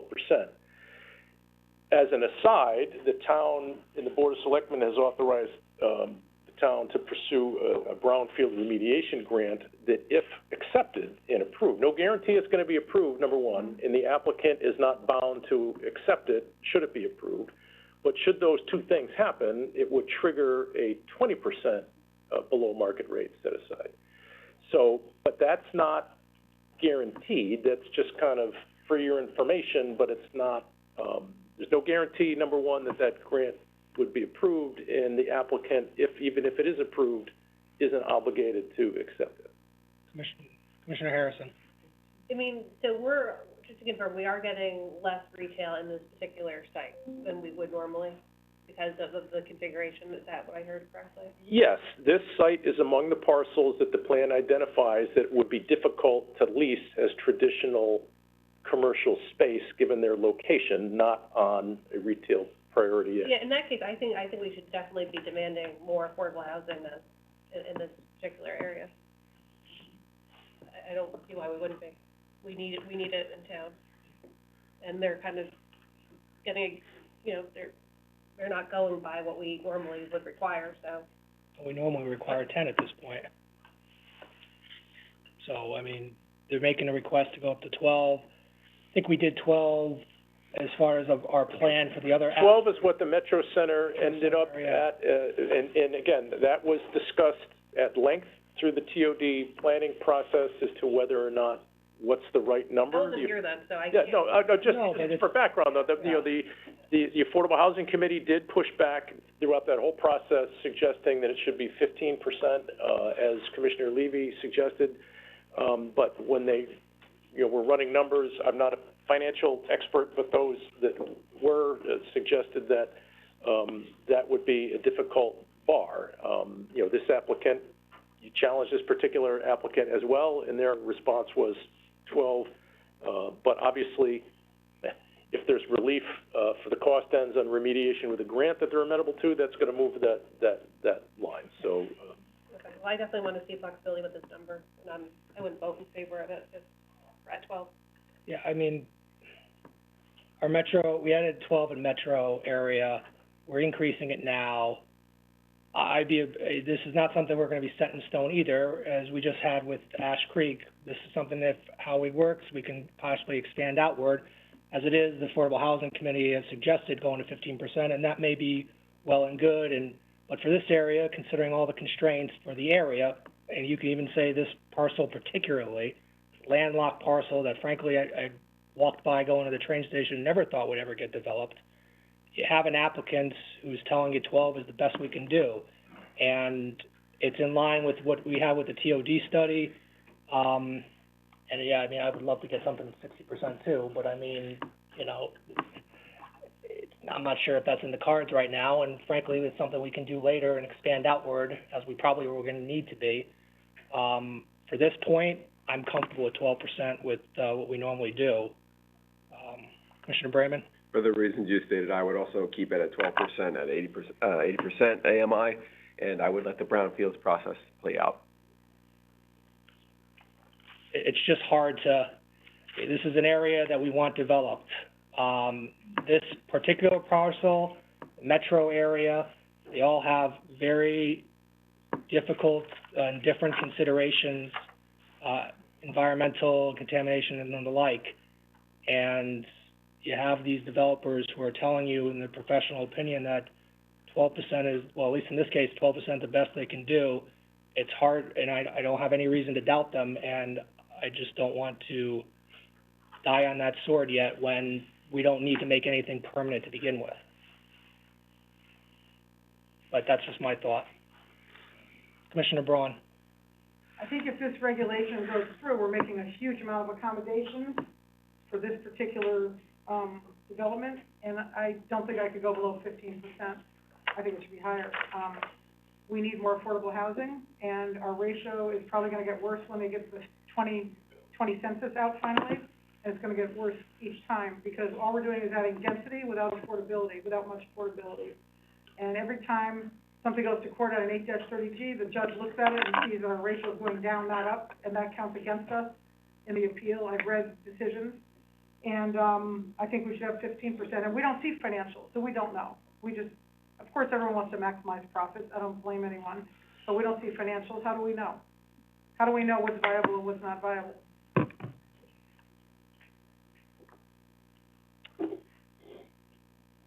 Anything on this particular, we'll come back to this, obviously, we see some obvious dissent, but anything else on this?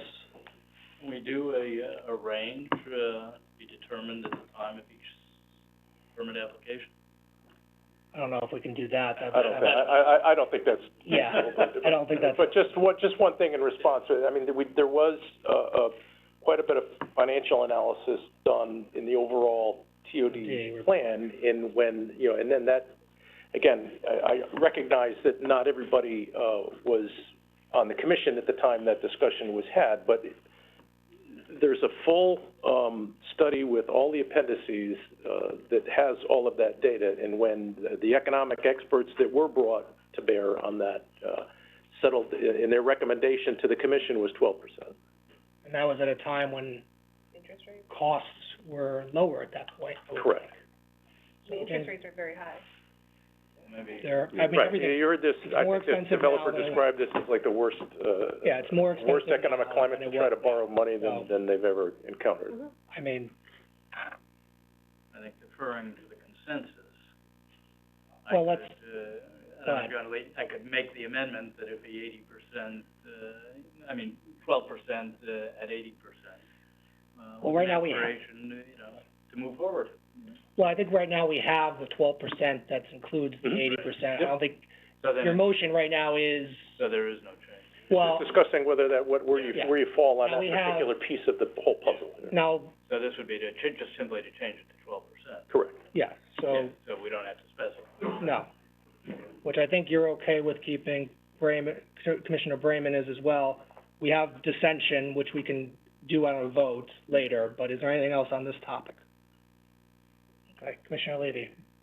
The next is, height. I think we're generally in agreement, 5 stories and, at least 15 feet on the first. Assuming 10 feet per story, that would give us a 65-foot. The question is, do we want to allow another 5 feet for some sort of, roof type, pediments and so forth? I think as a practical matter, we're gonna end up with 5 stories here.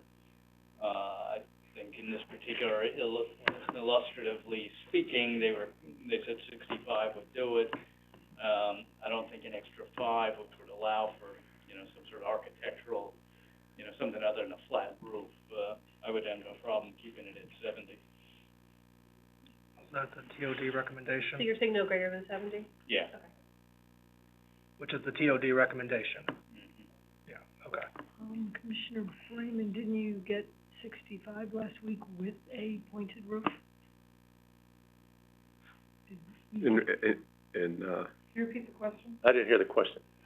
What was that? Last week we got 65 with a pointed roof, Last week? Are you talking about Umpqua?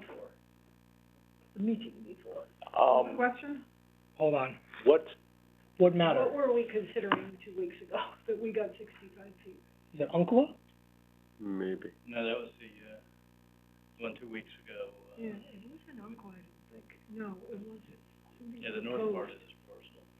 Again, I think they said that 65, as He could Commissioner do Levy it. said, would be their upper It limit. was a hotel on this site.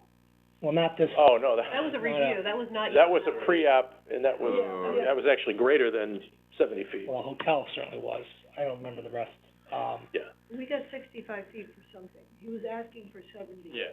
And we got 65. Again, the TOD plan recommends 70, so that's what they proposed, and I think Commissioner Levy's correct, that I think my recollection of the applicant's testimony is that they're probably not going to exceed 65. But again, this is more of a district-wide thing. I'm not sure that you would recognize a significant difference between a 65-foot tall building and a 70-foot tall building. Oh, I remember. Thank you, Commissioner Francis. The applicant felt that they needed 65 feet. Right. They could live with it. And Yeah. Right, the 65 would be within what they're proposing, but the plan recommendation, they're following what the plan recommendation was. If you think 70 is too much, they'd be comfortable at 65. So, yeah, I would be, in the spirit of moving incrementally, I would be okay with 65 rather than 70. I would too. Concur, yep.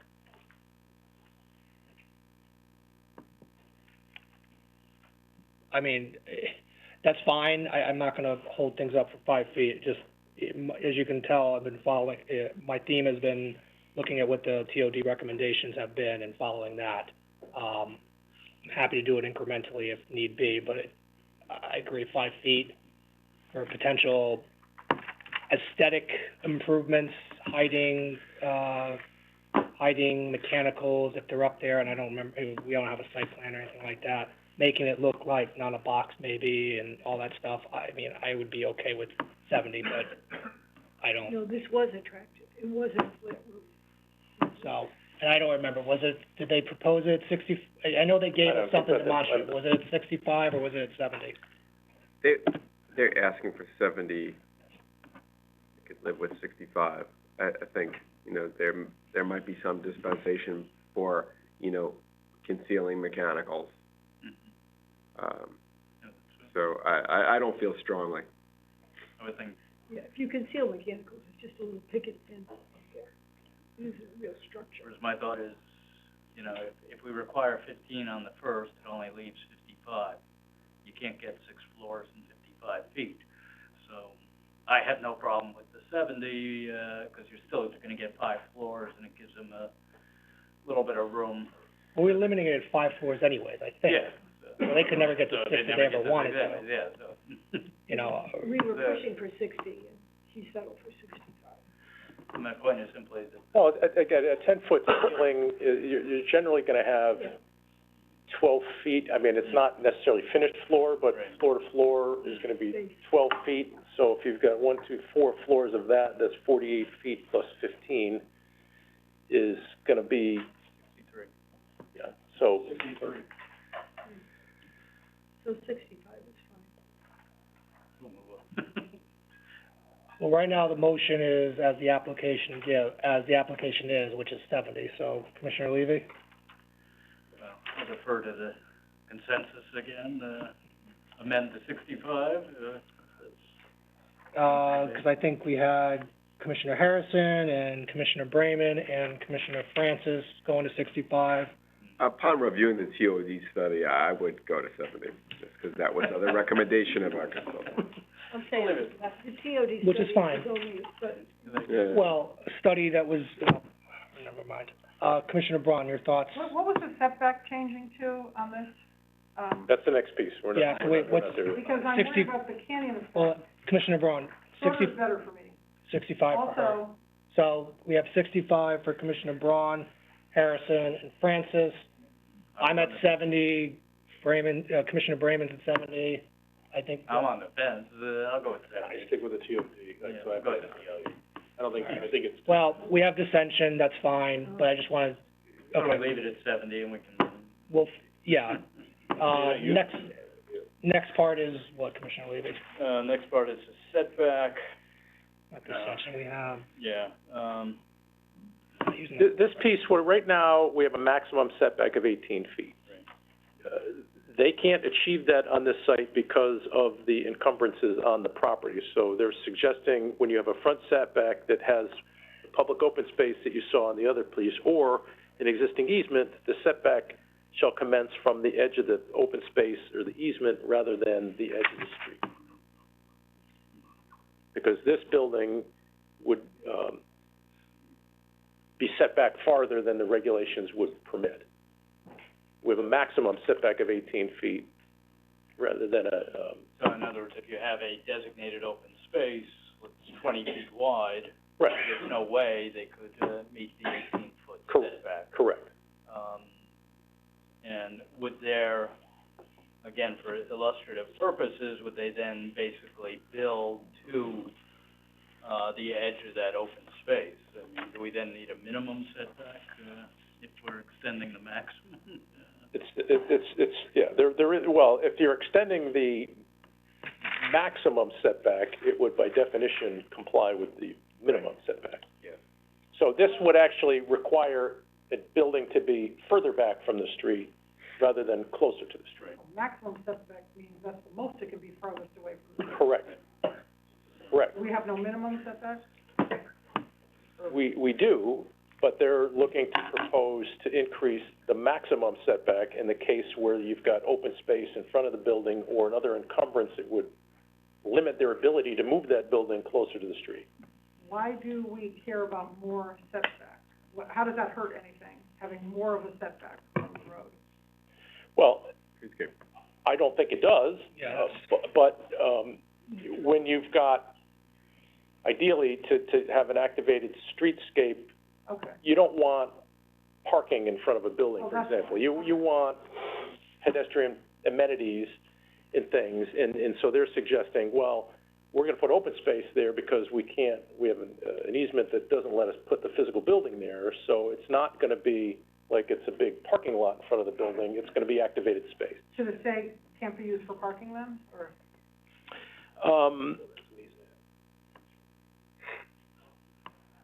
I think that's something that you can take up, during the site plan review piece of it. I don't know that you need to codify that as part of the regulation. But that's the only reason why we would have a maximum, because of the fear of. Well, there may be a driveway in there. Oh, We could pull the site plan back up. I don't recall whether there's, I had a question about the vertical horizontal setback. What are those called, when you go up, may say 4 floors? This is gonna be 5 stories, right? or above, whatever, take Yes. retail or Yep. something. Like in the downtown area, we're gonna have like horizontal going in, so it's not like a canyon effect with these massive tall buildings right next to each other. And the side setback is smaller, right?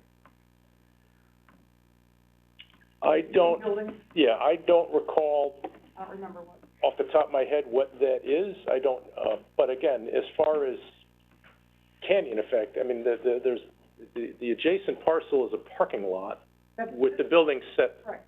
further back, and then you've got the parking lot for the Metro Center But I always adjacent. think of if it's fully built out in the whole district, as it Yep. may be, whatever we define the district to be now Mhm. or in the future. If it's fully built out, you could have a series of 70-foot tall buildings, Mhm. 10 feet from each other. So the horizontal setback, when you get up to a certain floor, to me, would help a lot. At least that's what we were talking about with the downtown area that we're still under. Correct, but this is a little bit different, environment. All we're talking about here is increasing the maximum setback from the building. That's what they're looking to I'm change. adding something about, adding a horizontal setback above I a don't think, certain floor. but that's not something I think we're able to do without noticing it and having a public hearing on it. That's We're outside, changing other things. We can't.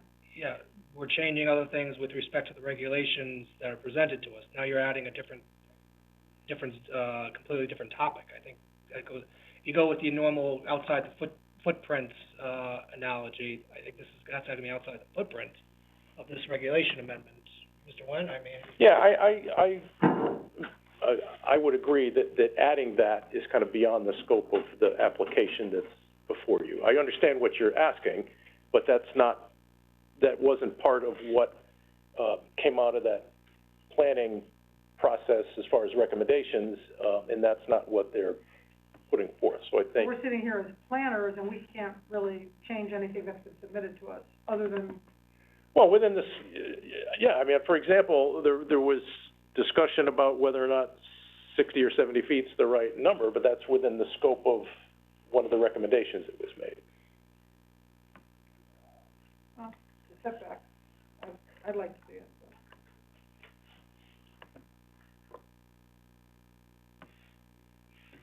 Any other comments on this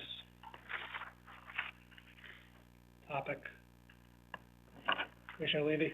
I think the last two were, trees and bicycles, consistent with the DOT study. More trees and bicycles. More trees and bicycles. Yeah. Have bicycle racks. And bicycle racks. Sorry. I'm all in favor of that.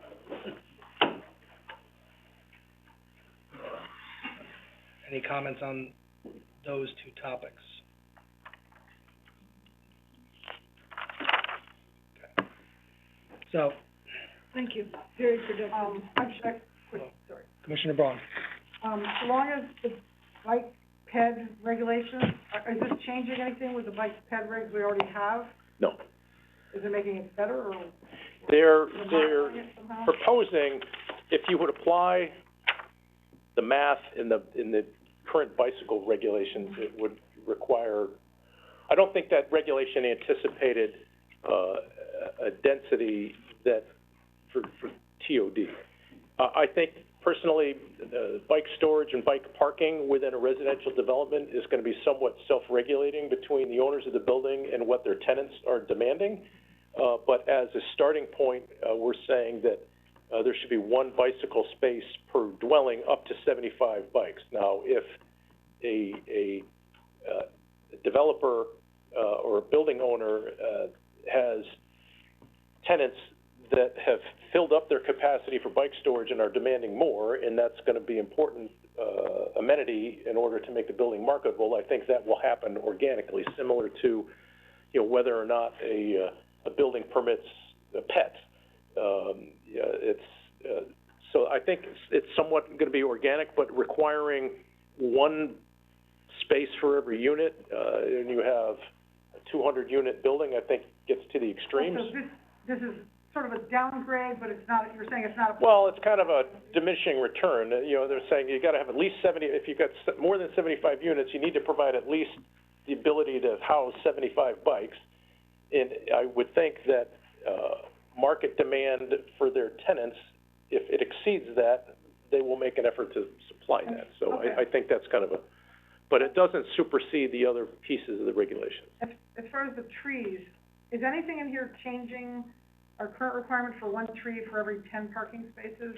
No, this is a shade tree requirement along the street, where right now the shade tree, the street tree requirement within this would be trees along the edge of a public right-of-way, one per 30 feet. It's not It doesn't amend the Okay. street parking lot shade tree requirement.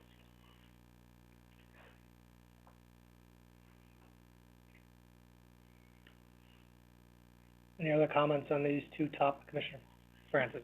Thank you for this discussion, Mr. Wynn and Ms. Harrigan. I appreciate it. Now all my concerns have been alleviated. Which leads me to the next, I guess, point. We had said at the beginning, after the motion to table, we have the substantive conversation that we had. I thought it went well. We made some minor amendments. We have dissension, I think, on two aspects, the affordable housing and the height. But I do feel comfortable moving forward with this, with the motion to vote on these regulation amendments tonight. But as we said, we would have the discussion and then recircle back to that initial point. Does anybody feel differently than what I just expressed? Commissioner, Harrison, then Braun. Yeah, I would like to see them kind of all put together. I'm a visual person, so I know we've had a really good discussion here. I appreciate, Commissioner Levy leading it. So I would just like to see them once more before the vote. Commissioner Braun? Is one of the changes to restrict it to Yes. Creek Boulevard? Yes. Okay. Did we, Yes. we did that, right? Yes. Okay. Just the amendments that I've noted are firstly, the one that we've already recommended to eliminate the language about street or highway, within the exclusion easement, and the other, is to, further restrict the open space allowance exclusion to parcels that are on Ash Creek Boulevard. And you want the map to be appended to the regulations, so that can be included. That's all I recollect as well. Those are the two changes beyond what's been presented. So if this is restrictive, what do you envision later on if we determine it should apply to a wider area? Will we relook at the terms of the regulations in detail, or will we just say we'll expand the area? That's entirely up to the Both, commission. anything, everything? And I would just repeat my request, that we have, and I do not mean to disparage your expertise, Emily. I do believe we have other departments and other commissions in this town that are responsible for protecting us from sea level rise and studying the effects of climate change. And I've done my own research. I'm not a scientist. And I would like, those boards and commissions, whoever they are, that are responsible for that, to let us know if this is gonna be underwater and if there's any fear of adding all this density to that area. I would like to hear from them before I am asked to vote on this, So, whoever they are. well, that's half the problem is whoever they are. Conservation Department, flood erosion control, engineering, and also what the impact would be on our infrastructure, sewer capacity, roads. That's gonna come with the next application. Yeah, those pieces, the wetlands analysis, this site is likely gonna require its own inland wetland permit application, as well as a application before the WPCA for sewage capacity before it gets to that. I understand. Yep. We'll do a site-specific review when the application comes in, but I still feel that as planners, we're the ones who were elected to draft regulations, and I don't feel comfortable, without understanding what the impact of this regulation could be. We're basically saying, we want you to develop this whole area, but my own research says this is gonna be underwater in the next 20 years. Maybe I'm wrong, but Ms. Harrigan? you know, Ms. Harrigan? yeah. Yes, I'll just come to the mic, too. please. Okay. Come on over to Mr. Wendt. Sorry, I just No. I just want to answer the question really quickly. So, the Connecticut Institute for Resilience and Climate Adaptation at UConn has projected by 2050 that there will be 20 inches of sea level rise. For this particular site, it needs brownfields remediation, which will require capping the site by a certain height, whether it's 3 feet or 4 feet. The applicant hasn't specifically identified that yet, but that will greatly exceed the 20-inch projection by circa. So, and there's only a corner of the site which is at the current, which is below, well, at or slightly below the current elevation 10 flood zone area for the adjacent flood zone that extends from Ash Creek. So given the site remediation, it's going to greatly exceed the sea level rise projection to 2050. So that's the information that we have from Circa at this point. Does that help? I would still like to have our departments and commissions that are responsible for this. So I am the floodplain administrator for the town of Fairfield, and I'm a certified floodplain manager, and I work with Circa in doing resiliency analysis for the town of Fairfield, both in the projects that we are looking at in terms of the underpass flooding issues. I work in concert with engineering on this. I also work in concert with the Flood Erosion Control Board in reviewing these matters. And so we share similar knowledge, and we get that knowledge from similar sources, and we've looked at areas of town in similar ways, addressing our concerns for how to move forward with, you know, resiliency in terms of the town's infrastructure and future development sites. Is there a report that concludes all of this that we can have? Because I've read one report that said part of the Metro Center site is going to be underwater, even the way it is right now. That's not true. All right, I don't think, Ms. Harrigan, thank you. Okay. That I think you've given enough information, with your expertise to answer the questions that have been presented. I don't know what more can be said on the matter, to be frank. So we've heard from Commissioner Harrison and Braun. Is there anybody else who shares their opinion about additional time? And the only reason I'm asking that is because the motion is from Commissioner Levy, who's gonna, at least at this point, is in the driver's seat and has that role, about whether he wants to move it. And I see your hand, Commissioner Harrison. Yeah, I would say we value your expertise, and thank you for that, and I do appreciate it. And, you know, I think I would just repeat that when we do change regulations, there are always implications. When you change something, something does happen, whether, you know, the developer has, you know, given a very rosy picture, and I hope it works out, but, you know, things don't always work out the way they should, and I just want to say that, you know, time is always a good thing, but I don't think we'll be getting more information at this point because the hearing isn't closed. Right? Correct. We're not getting outside information. Right. I don't know what more information from staff and from Fairfield, departments we can get, outside of what's been presented to us previously and tonight. So, anyone else, based on the question I just asked a second ago, it doesn't look like it. Commissioner Levy, you're in the driver's seat here. You have a motion to approve with the amendments that we have. Yeah, my motion to approve, but frankly, it was premised on the, statement that, you know, we didn't have to vote on it tonight. I wholeheartedly agree, but that's why I'm going back to you, because So, based upon, you know, and I think we've had a very valuable discussion, and I think there are basically two issues that need to be addressed and thought about, which is whether it's gonna be 65 or 70, and whether it's gonna be 12%, 15%, 60, 80. So those might be things that we wanna think about. Perhaps we could even redraft the proposal so that it includes the amendments, so we could actually visually see it, and then vote on it at the next meeting. That would be my thought. Commissioner Brayman, you were the second. That's fine with me. I'm fine with that consensus. Like I said, I think earlier, I was comfortable moving forward. I still kind of am. I thought after the discussion we have, except for two items, that we were pretty unanimous and pretty, we were, I thought, on the same page with most of them, mostly, essentially because it was following our TOD recommendations.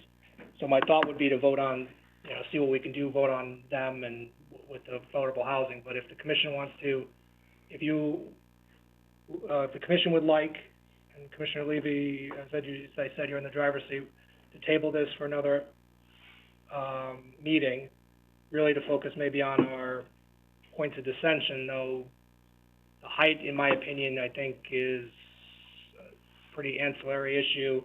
Affordable housing, I'm not sure really if our positions are gonna differ too much, but we can think about it.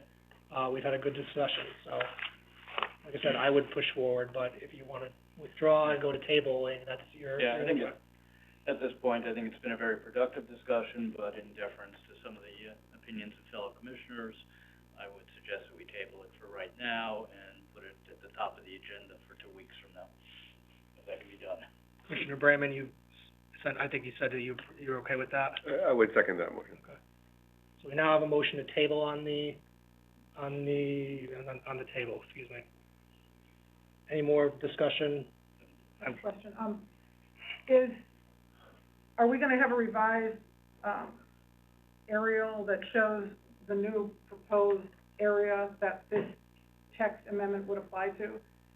So we can visually... I don't know what I'm hearing is that we can certainly provide you a red line version of the proposal based on the discussion that was had this evening, which I agree was a very helpful and productive one. But I don't know if we're limiting the geography to Ash Creek Boulevard. I don't know that you'd need another map to do that. I can certainly blow it up and highlight it for you to provide some clarity. So you would just change the language so it describes that portion Correct. of the map, that this Correct. map is not gonna be in the regulation.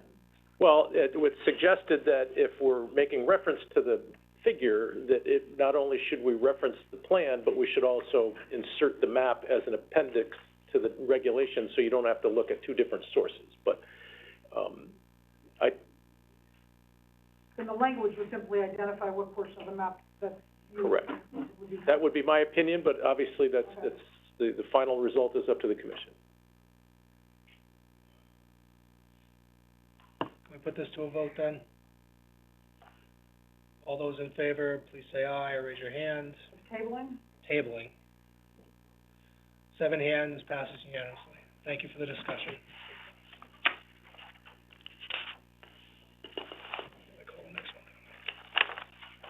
Next item is 1143 Sasko Hill Road, request of 1143 Sasko Hill Road LLC to release $249,612.50 of a $264,012.50 bond pertaining to subdivision improvements in a AAA zone.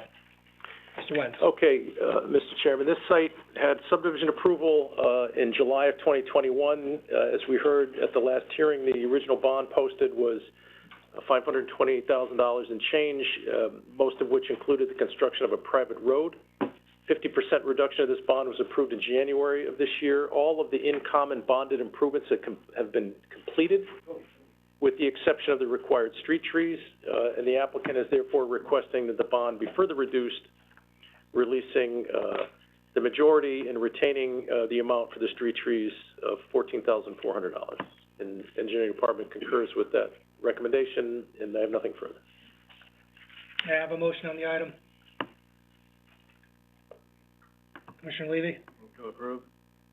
Second. Commissioner Francis seconds. Commissioner Levy?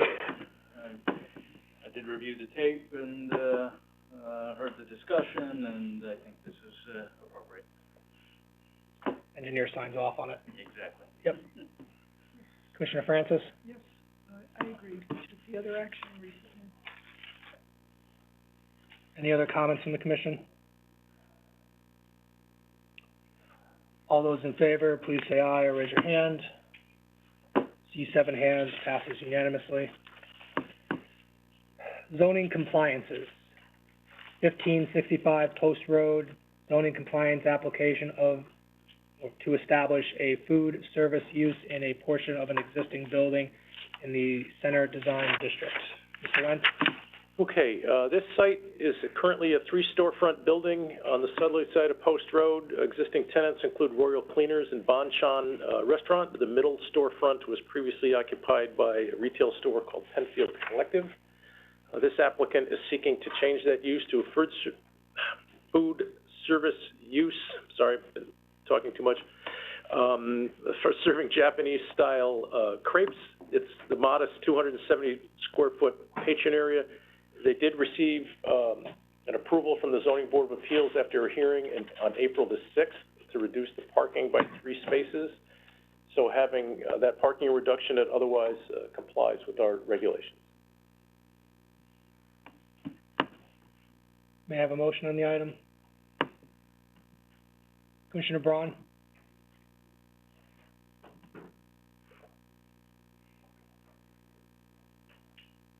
Raise your hand. Commissioner Braun? Move to approve. Thank you. I was thinking it. Second, is there a second? Oh, Commissioner Brayman. Commissioner Braun? So this is under the 400 square feet of outdoor dining that we approved in our text amendment change? There's no outdoor dining as part of this application. This is a change of use from a retail store to, Okay. food service, and they're not proposing at this point any outdoor dining. Yeah, so it complies with our regulations and it's a good use of the space, so I would approve this. And I guess they got a ZBA. They got relief, right, the patron area, the small patron area triggers by regulation 3 more spaces than the previous use would have required, and they got relief from those 3 spaces. And there's a photo, there's a small adjacent parking lot. Yeah. Commissioner Brayman? I concur. Any other comments from the commission? Commissioner Francis? They are having 5 tables, 2 each. Is there a bar at the window also? There may be an opportunity to stand there, Yeah, they but, didn't have chairs, but it seemed to have. yeah, they may, but it's based on the square footage, not the actual number of pieces of furniture. Okay, So there's gonna be a fair amount of takeout, I would presume, with some ability to eat in.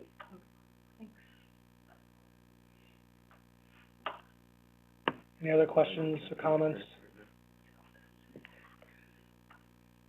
All those in favor, please say aye or raise your hands. See 7 hands, passes unanimously.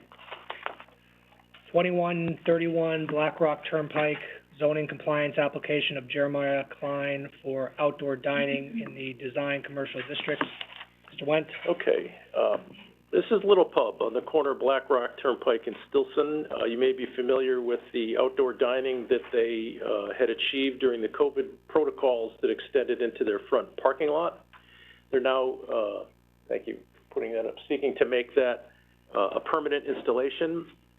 This also received, approval from the Zoning Board of Appeals for a reduction in parking on April the 6th. We haven't had any, recorded incidents or issues, regarding their previous COVID occupancy.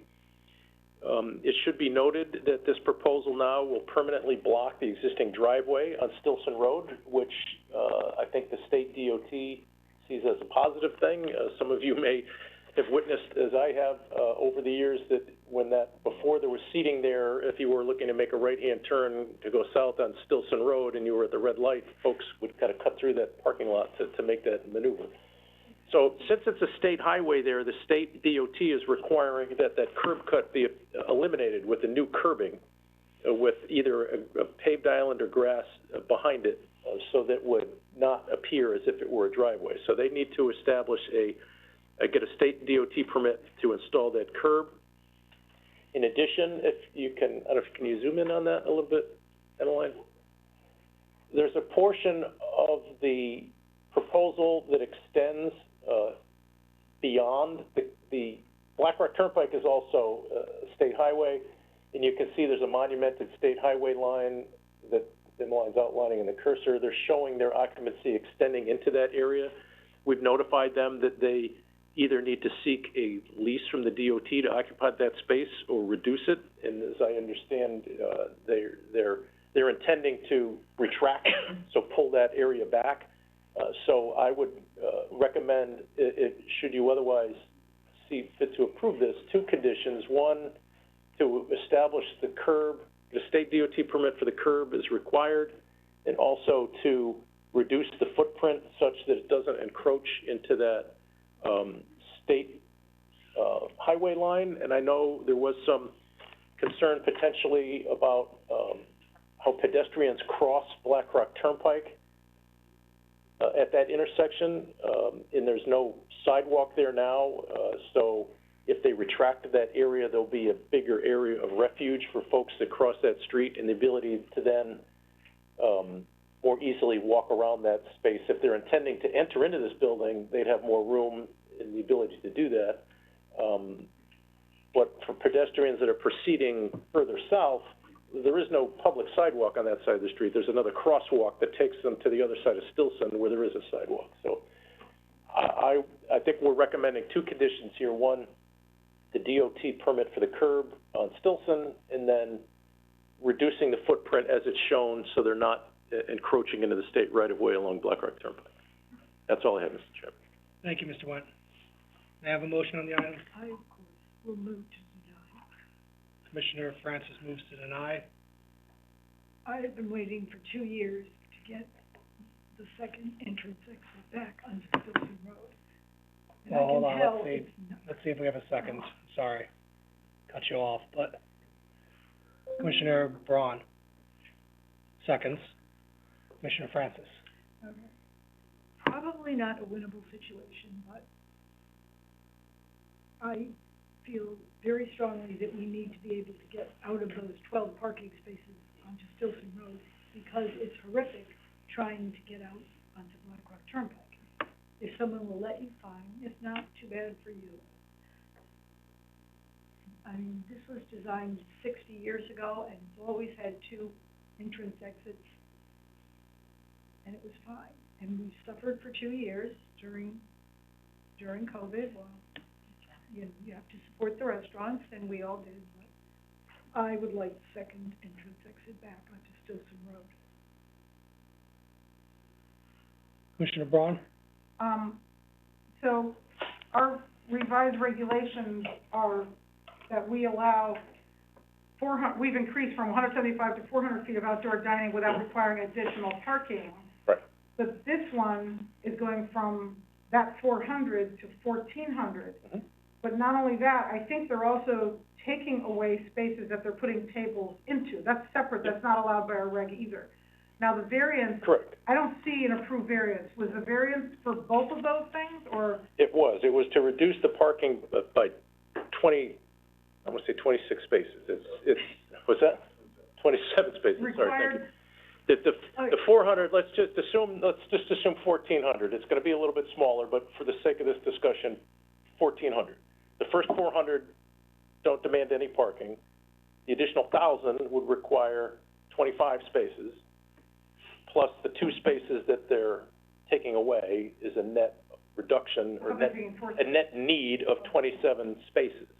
That's what they applied to the Zoning Board of Appeals to reduce. so I don't have the ZBA's decision, so I don't know exactly what they approved. I see the application here, but I thought they approved, so when you take away spaces, was that also then yes, approved, not just the number? the removal of 2 parking spaces was part of that I calculation. thought it was 4, 2 spaces. Right now, it's 4. There are 12 pavement. So it said they needed an additional 27. Slide. Oh, sorry, I couldn't hear. I'm sorry, I didn't hear what you said. Go ahead, Commissioner. I thought, Hold on, Mr. Went. just as part of the, link or the material, there is the decision from the ZBA in the folder. It doesn't, it's just basically a reduction of outdoor dining, reduction of parking by 27 spaces. So, it was accounted for in the math, but that's, again, the issue that Commissioner Francis is raising, regardless of that relief, her position is not appropriate to take away that second curb cut. I know, there's no parking. I mean, the building is very overused, and it shares it with medical building beyond on Stilson, but, you know, it's always been that way. It was designed 60 years ago with 2 entrance exits, and I've always found it convenient, and I've been waiting for it to come back.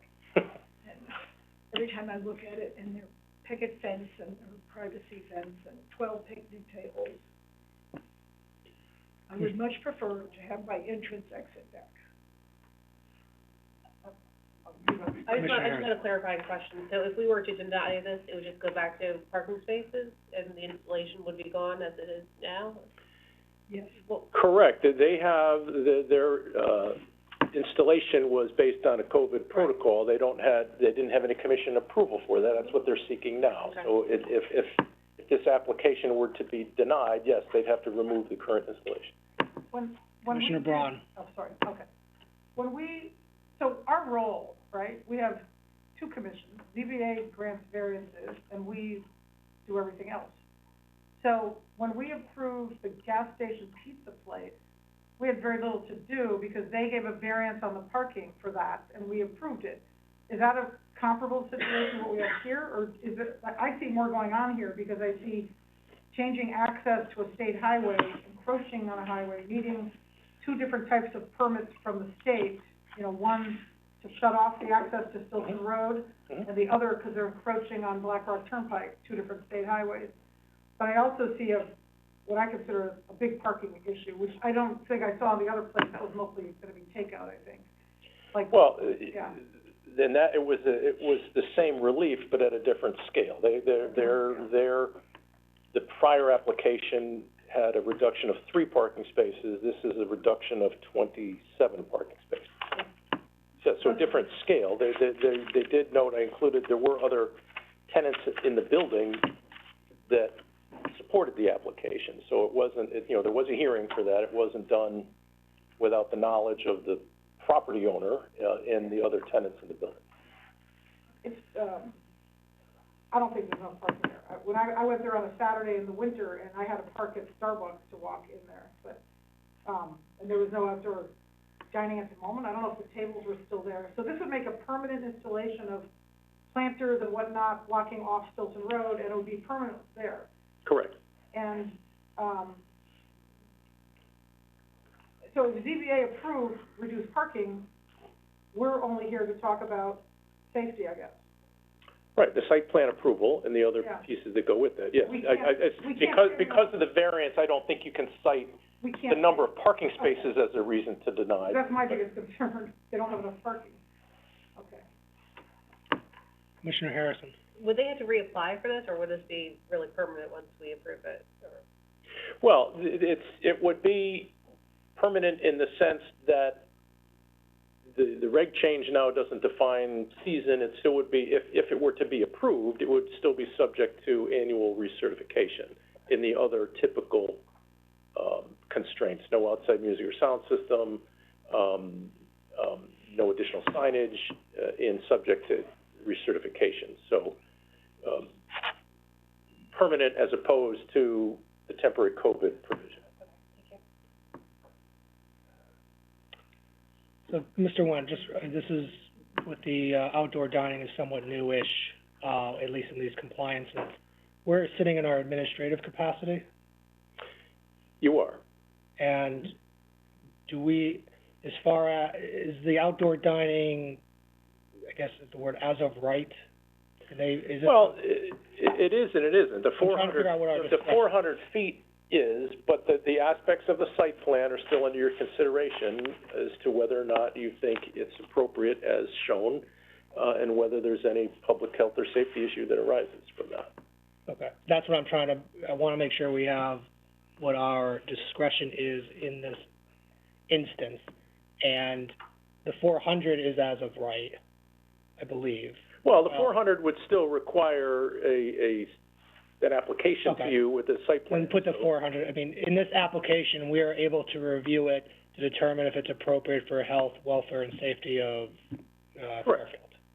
Okay, I just want to make sure we haven't seen, at least I don't remember, and I just need to refresh the course myself. I'll go down the line with comments. I am in favor of the compliance of this application.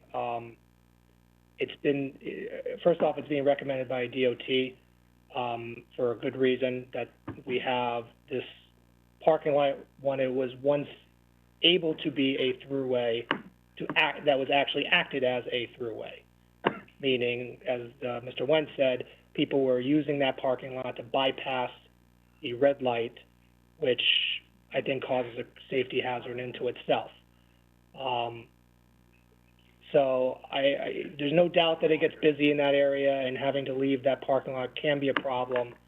I don't think that concern rises to a level that I would deny Little Pub's application in this instance, especially when it's being downsized, it's being potentially improved on by giving more pedestrian access, DOT is recommending it.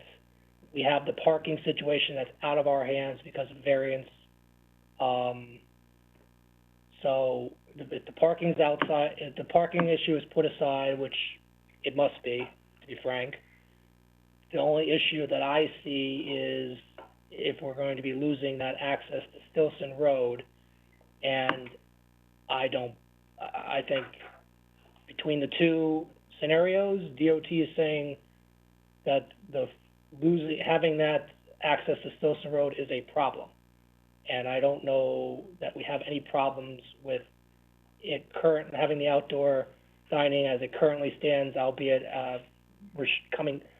being drawn back in for what, Mr. Wendt had said, earlier with the DOT, going into DOT, easements, I forget the name, well, being restricted as Mr. Wendt had said. So, I think denying the site plan application, in fact, is the opposite of what we should be doing, is, providing for safety in this area.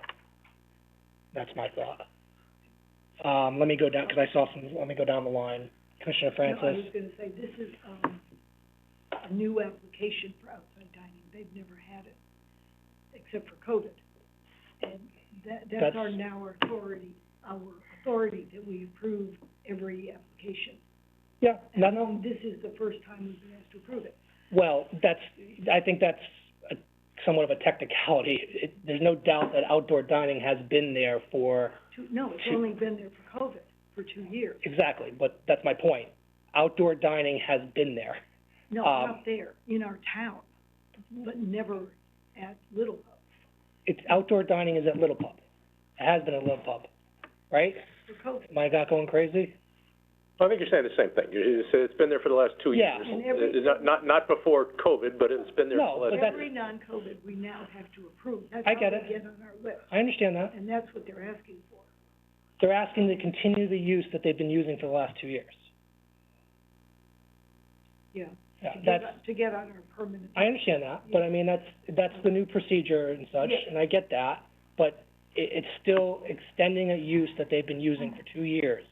And the alternative to that is having just additional parking spaces, I don't know how many, and I'm not gonna guess. 4. Okay, 4, and denying a business the ability to have outdoor dining that it's been having for 2 years, I just don't understand. And as DOT said, to a situation that they find less, well, not safe. I mean, it's not the worst thing in the world, obviously, but we're rectifying a non-safe issue in their mind. So, I stand on what I said earlier. Did we get the letter from DOT? I didn't. No, I don't know that DOT is taking a position on, whether they think it's anecdotally in talking with the inspector from DOT. I think that's one person's opinion. What you have in the file is, as shown, it requires a curb. If they're saying that the barrier and the fence is inadequate, if this is gonna be approved by the commission, they want a permanent curb there, so it doesn't appear as if it's still a driveway. And also that they cannot encroach beyond that horizontal highway line along Black Rock Turnpike. I didn't mean to represent that DOT has said they prefer to eliminate the curb. No, and that's, okay, fair point. So if you got that impression from my remarks, that's... No, and potentially, but I think if they do. I wonder if they like a parking lot with only one entrance exit onto Black Rock Turnpike. There's other people that have that, though. I mean, you go up and down old, Black Rock Turnpike, that's what you're gonna have. Some are protected by... Starbucks is vicious to get out of, but not too many others are horrible. Yeah, I mean, I just don't, but even if it's anecdotal from the inspector, it's still, I mean, I still see people do that going up Stilson by, what's that Italian deli or restaurant? A&S to get out of, Black Rock going east. So, I mean, I'm not surprised by that, and, Right, people, you know, I apologize for making the DOT rep, I don't wanna waste but... any more time with this. We don't have support for this, doing. Well, I don't know, but that remains to be seen. No, I'm Does anybody else have not gonna say what- comments? I hate it. Fair enough. Not being. Commissioner Braun. If I want to add conditions that were recommended by the state, do I need to ask for an amendment to the? Well, no, motion no to deny. Oh, okay. So we'll see what happens first. Any other comments on the motion to deny? Okay. All those in favor of the motion to deny, raise your hand. All those opposed, raise your hand. Okay, 1-6. Okay, Okay. okay. May I have a motion, another motion? Commissioner Braun. I'll make a motion to approve, subject to the conditions set forth in the email dated February 21st, 2023, from the state of Connecticut, that no part of the outdoor dining can be in the state right-of-way without a lease from ComDOT, including the fencing, and that the curb cut needs to be closed off, I assume that's the Stilton Road, with new curbing and either grass or paved island behind it, and they must get an that's on the Black Rock Turnpike side, they must get an encroachment permit from DOT. So they need the encroachment permit is referencing the work that needs to be done on Stilson to Okay. close the curb cut. The other comment is that they're not permitted to be within the state right-of-way along Black Rock Turnpike without a lease. When we've shared that information with the applicant, it's our feedback we got from them is rather than pursuing the lease, they're gonna pull back Okay. their And- space. A third one, which may or may not already be in our reg, but that we review this in 1 year to see how it's going and if there are any issues from shutting off the access to Stilton Road. The annual research Is that gonna be done already anyway? there. When we do- Well, I guess on our list. the rub there is if there's an encroachment permit issued by the state to eliminate that curb cut, because of its close proximity to the traffic light, it's probably unlikely that the state would give it back to them.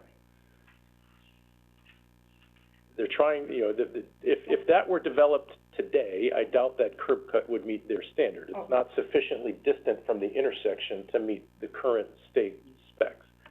So if they're granted an approval to eliminate that curb cut, it's not likely that the state would reverse that and reestablish it as an access. However, the other standard conditions that are typically applied to this are, again, the no music or outside sound system, and still subject to annual recertification by the commission. But I just want to be realistic that it's not beyond our control. That if the state takes grants the permit to eliminate that curb cut, it's going to be up to DOT.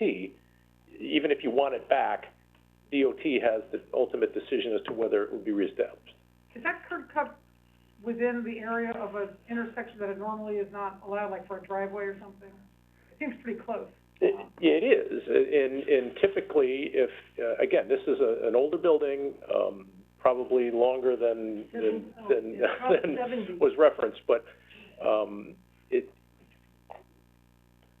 the distance from that driveway to the intersection is closer than what would typically be required.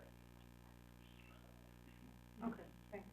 Well, your motion So then that's is, my motion then. your motion is to grant with the conditions outlined by staff from DOT? As articulated in the DOT email that you quoted. That's fine, in the. and that was all Yep. said properly and? Yep. Okay, And with the 1-year review. well, that's in the regs anyways. Is that in the regs that we do? It is not, but it's. Oh, I'm sorry. So you're gonna include the standard conditions, that no outside Thank you. music or sound system, no additional signage, subject to annual research. Okay, Okay, yeah, thank you, that's it then. Second. I second, but I want to make clear that the condition should be to remove the encroachment into the state right-of-way, not to give them the option to get a lease from the state. yeah, that's, Okay, I agree with that, yeah. so it's to remove from the encroachment, pull back. Yeah, to pull back, rather than, the ComDOT's second option was for them to get a lease from the No, state. and I think that's fair, because if they want additional time, we don't want to give them an option and then have them a year from now get that option and expand it without coming back to us. Yes, Okay. and with, standard conditions. Yes, okay. So to say again, motion to grant with the conditions from, standard conditions and the conditions in the email, not the lease part of it. Correct. Good? Conditions recommended by staff. Yeah, I think that's part of it. Well said. Usually. Any additional discussion? I think we've hit it on the initial. Commissioner Ford? I just commend Commissioner Francis and her conviction. Yeah. So I just wanted to say that. I'm going to miss it.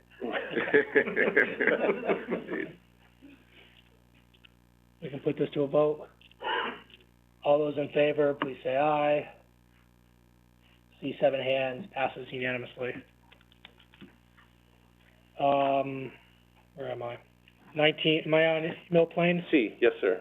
85 Mill Plain Road, zoning compliance application of Jenna McPartland for outdoor dining in the Design Industrial District. Mr. Wentz. Okay, this is the Stand Vegan Cafe that's located, in the standalone building, the Sportsplex complex, which I hope you're familiar with, to the rear of the town's Parks and Recreation Department. They too were issued a COVID protocol permit, to make some outdoor dining. They're looking to make that permanent. In this case, the overall parking calculus that's in your packet for the Sportsplex has a 4-space surplus. They were eliminating 5 parking spaces here. 4 of those spaces are accounted for in the surplus. Our regulations do permit, the other space that's being eliminated is for circulation purposes to allow the adjacent space that they currently lease from the town and use for parking to make that connection. So it's 4 spaces for the physical occupancy of the seating and 1 space to allow that connection to that gravel portion of the lot that they share with the town, or at least from the town. And our regs allow for interconnection to allow that circulation.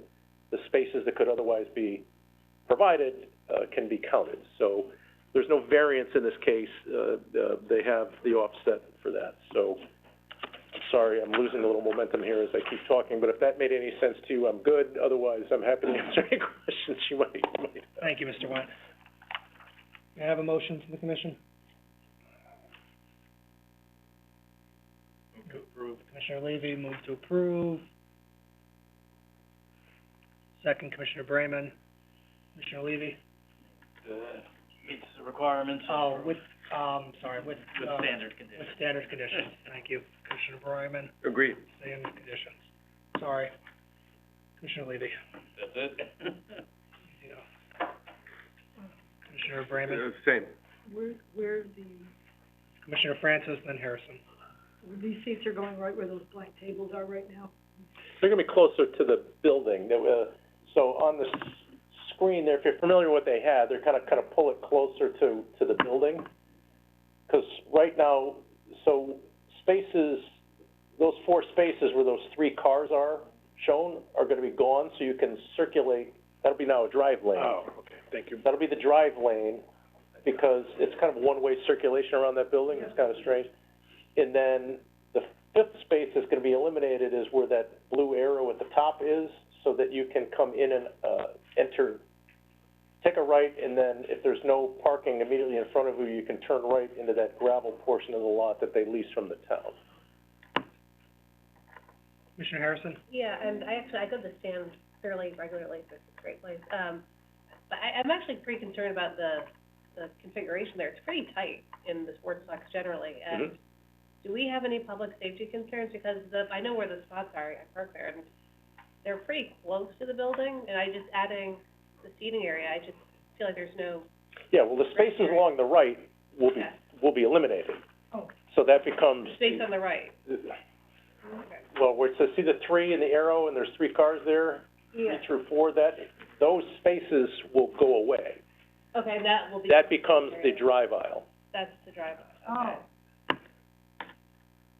Yeah, the black No, I tables understand, right okay, I now. got it, but. Right now, the drive aisle is up against the building, and there's diagonal spaces to the right of that. So where the arrow where it says 3, that would no longer be open, Or that would still be a driveway That will be a drive lane without parking. without parking? They, and then they can connect in, and the seating will be up against the building there. They will have a barrier Yeah. around that. to But there is protect- like no designated parking in the sportsplex generally. I mean, I saw the assignments for each store and. Well, that's the tabulation of the running Right. tab of how many parking spaces are required, but you're Yeah. correct, those spaces aren't assigned to Right. those individual tenants. Okay.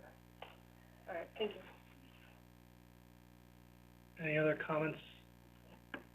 I have a question, if it's appropriate for me to ask, I think so, right? or, Technically, no. Go ahead, Commissioner okay, Kowski. can I? No, go ahead. No, Go ahead. okay, I just wanted to know, within our regulations, are there any standards around what should be put around a seating area to protect? That's a good question. The answer is no, and as we articulated when we had the broader discussion, on regulation amendments that were put forth, we suggested that we would, add some more specific standards in that regard. So it's at the commission's discretion. I don't have, they had, the COVID protocol, they just blocked that driveway off. So while they're sitting there, you couldn't go through. That's important to the adjacent tenant, which is Stretch Lab, because their actual entrance is on the right-hand side of that building, not the other. So there's gonna be some access to those, tenants. In this instance, they blocked the area off. They're, in their narrative, they say there will, although I will say that I don't have, certain specific specifications, but their narrative says there will be sturdy partitions around the outside of the dining area, as well as movable privacy screens, as a gravel lot is an because otherwise it's gonna be visually apparent as you pull in that there's seating there, because they wanna put some lattice panels up so that the customers aren't just gazing upon a gravel parking lot. So I think there's gonna be, visually, it will be apparent that there's, seating there, and they are saying sturdy barriers, but they aren't specifying exactly what that is. Is it worth then, having a condition of approval that there's a barrier, considering I think that's something we can do, Oh, absolutely. yeah. Commissioner Harrison? Yeah, if I may, I would just say, I would definitely concur with it, having a barrier there. I think it's a very tight area. I think it's, if the car moves a certain way, a pedestrian could get hurt, someone sitting at the table could get hurt. So I would definitely have that as a condition of approval. Commissioner Levy? So I'd amend to, provide a condition that they provide a suitable barrier to provide for the safety of the, diners. It's a tight lot. No, I'm not, I just brought it up, I don't mind that. My concern is saying safety, and that all of a sudden now triggers that they have to pound in some kind of, circular, you know what I mean? It's gonna be just suitable barrier. Can we just say suitable We barrier? say portable, or, so it doesn't have to be a permanent fixture? Yeah, I don't anticipate it's gonna be a permanent, Yeah. Suitable barrier, Suitable barrier. yeah, I would. Who's second? Agreed. Okay. I mean, it's in their narrative, it makes sense in general that they would do that anyways, but it's in their narrative, and I think as a condition of approval, that it's fair considering for public health and safety. we can work with them to achieve that Yeah. desired outcome. Thank you. Any other comments from the commission? We put this to a vote? All those in favor, please say aye or raise your hands. See, you have 7 hands, passes unanimously. 1968 Black Rock Turnpike zoning compliance application of Fairway Plaza Associates LLC to establish a veterinary hospital in a portion of an existing building formerly occupied by a restaurant in the design commercial district. Mr. Wendt. Okay, coming down the home stretch here. This commercial space was the location of Boston Market, which is adjacent to CVS. You may recall a couple meetings ago, you approved a facade renovation for this space. This applicant seeks to establish a veterinary hospital use on that location, which is permitted in the zone. It should be emphasized that given the other matters on this agenda, there is no overnight boarding or daycare proposed as part of this facility, no kenneling, and that's actually the parking demand is fewer spaces for this use than the previous restaurant use. So I have nothing further, Mr. Chairman. Thank you, Mr. Went. May I have a motion on the item? Commissioner Bramman? Move to approve. Second, Commissioner Levy. Commissioner Bramman? It's a change in use that complies with our regulations, and I think it should be approved. Thank you. Commissioner Levy?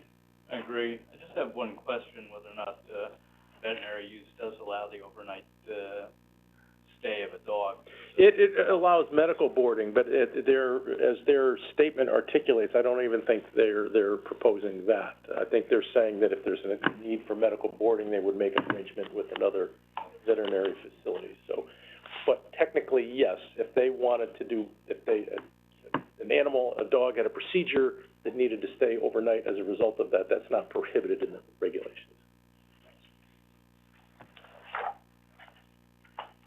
Any other comments, questions from the commission? Or can we put this to a vote? All those in favor, please say aye or raise your hand. See 7 hands, passes unanimously. 1814 Post Road zoning compliance application of Mark Bartolone for outdoor dining in the Center Design District. Mr. Wentz. Last but not least, Lobster Craft is seeking outdoor dining, less than 400 square feet and not eliminating any existing parking. This will be surrounded by concrete planters. There's a retractable awning proposed over a arbor or trellis. So no existing parking spaces removed, less than 400 square feet between the building and the sidewalk, so no encroachment into the state right-of-way or existing parking. That's all I have, Mr. Chairman. May I have a motion on the item? Commissioner Braun, Motion to approve. with standard conditions? With our standard conditions? Yes, with the standard conditions. Do we want to include what we just did today, suitable boundaries, which I know they're already provided? Yeah, this is on their plan, so if you hold them to what they're proposing, if you want to make that a condition that they provide the barriers that they're showing on the plan, that's fine. Yes, okay. Motion is approval with the conditions as stated. Is there a second? Commissioner Harrison, Commissioner Braun, It complies with our reg, so I support it. Commissioner Harrison? Yeah, I concur, I do like the frames of the barrier, I think it's gonna be really visually nice. Any other comments or questions from the commission, or can we put this to a vote? All those in favor, please say aye or raise your hands. See 7 hands, passes unanimously. Moving on to public hearing. Despite the home stretch language, Mr. Wentz. So I'll call 1280 Stratfield Road, special exception application of Andale Third LLC, doing business as the Goddard School for an interior expansion into an existing second floor currently used for storage in the neighborhood design district in residential A. Good evening, Mr. Fallon. Good evening, Mr. Chairman, members of the commission. Attorney Fallon, let me interrupt you quickly, just for a public disclosure on my end. I am a member of the Stratfield Village Association Board. I don't believe that the Stratfield Village Association has taken a position on this. I believe that one, if not one or two, board members have reached out in their individual capacity. I don't believe I'm conflicted on this. Should anybody disagree with me on that, please bring that to my attention. I don't feel conflicted on that, to recuse myself, but I wanted to make that disclosure, so the public knew, and if anybody disagrees, or should the Stratfield Village Association take a position on it, I'll reassess, but I wanted to put that disclosure out there. I have a question, and I have no issue with you, but I just curious, does the Goddard School, do they donate money to the Stratfield Village Association? I don't know the answer to that. Okay, do we know that? I think that's a fair question. I've heard that before, but, The answer is yes. okay, how much? Okay. So that well, listen, that's Okay. That may now, The Parkpalooza event only. oh, Park Palooza, okay. Well, I'll, in So we don't consider, have an amount, okay. As a sponsor. in consideration, I'll reassess that later. I'm not gonna recuse myself now, so I can at least participate in this. If I decide otherwise, I'll recuse later. Yeah. But- Attorney Fallon. Mr. Chairman, just one point of order. I know there are people here, I believe, with regard to Berkeley Road, including my consultants, and I think members of the public. Are you going to be, if you're going to be curfewing or at 10 o'clock? Because I have this one and the next one. Hopefully we can get. Well, that's a fair question. We are curfewing at 10. That is what we generally do. These are first-time public hearings. We've had long. Absolutely. You've been here. I'm not gonna regurgitate what we've done. If you think that items 1 and 2 are gonna take up the 30 minutes, if not just one, or it'll bring us very close to 10 o'clock, that starting would be impractical, I think that's fair to give that notice, unless anybody disagrees with me. I'm just trying to be courteous to the. No, and I agree with that. I kinda lost track of time with the compliances, and No, I didn't know who was gonna be doing the public hearing. It's Mr. Nguyen, he stepped out. Commissioner Brayman, any thoughts on that?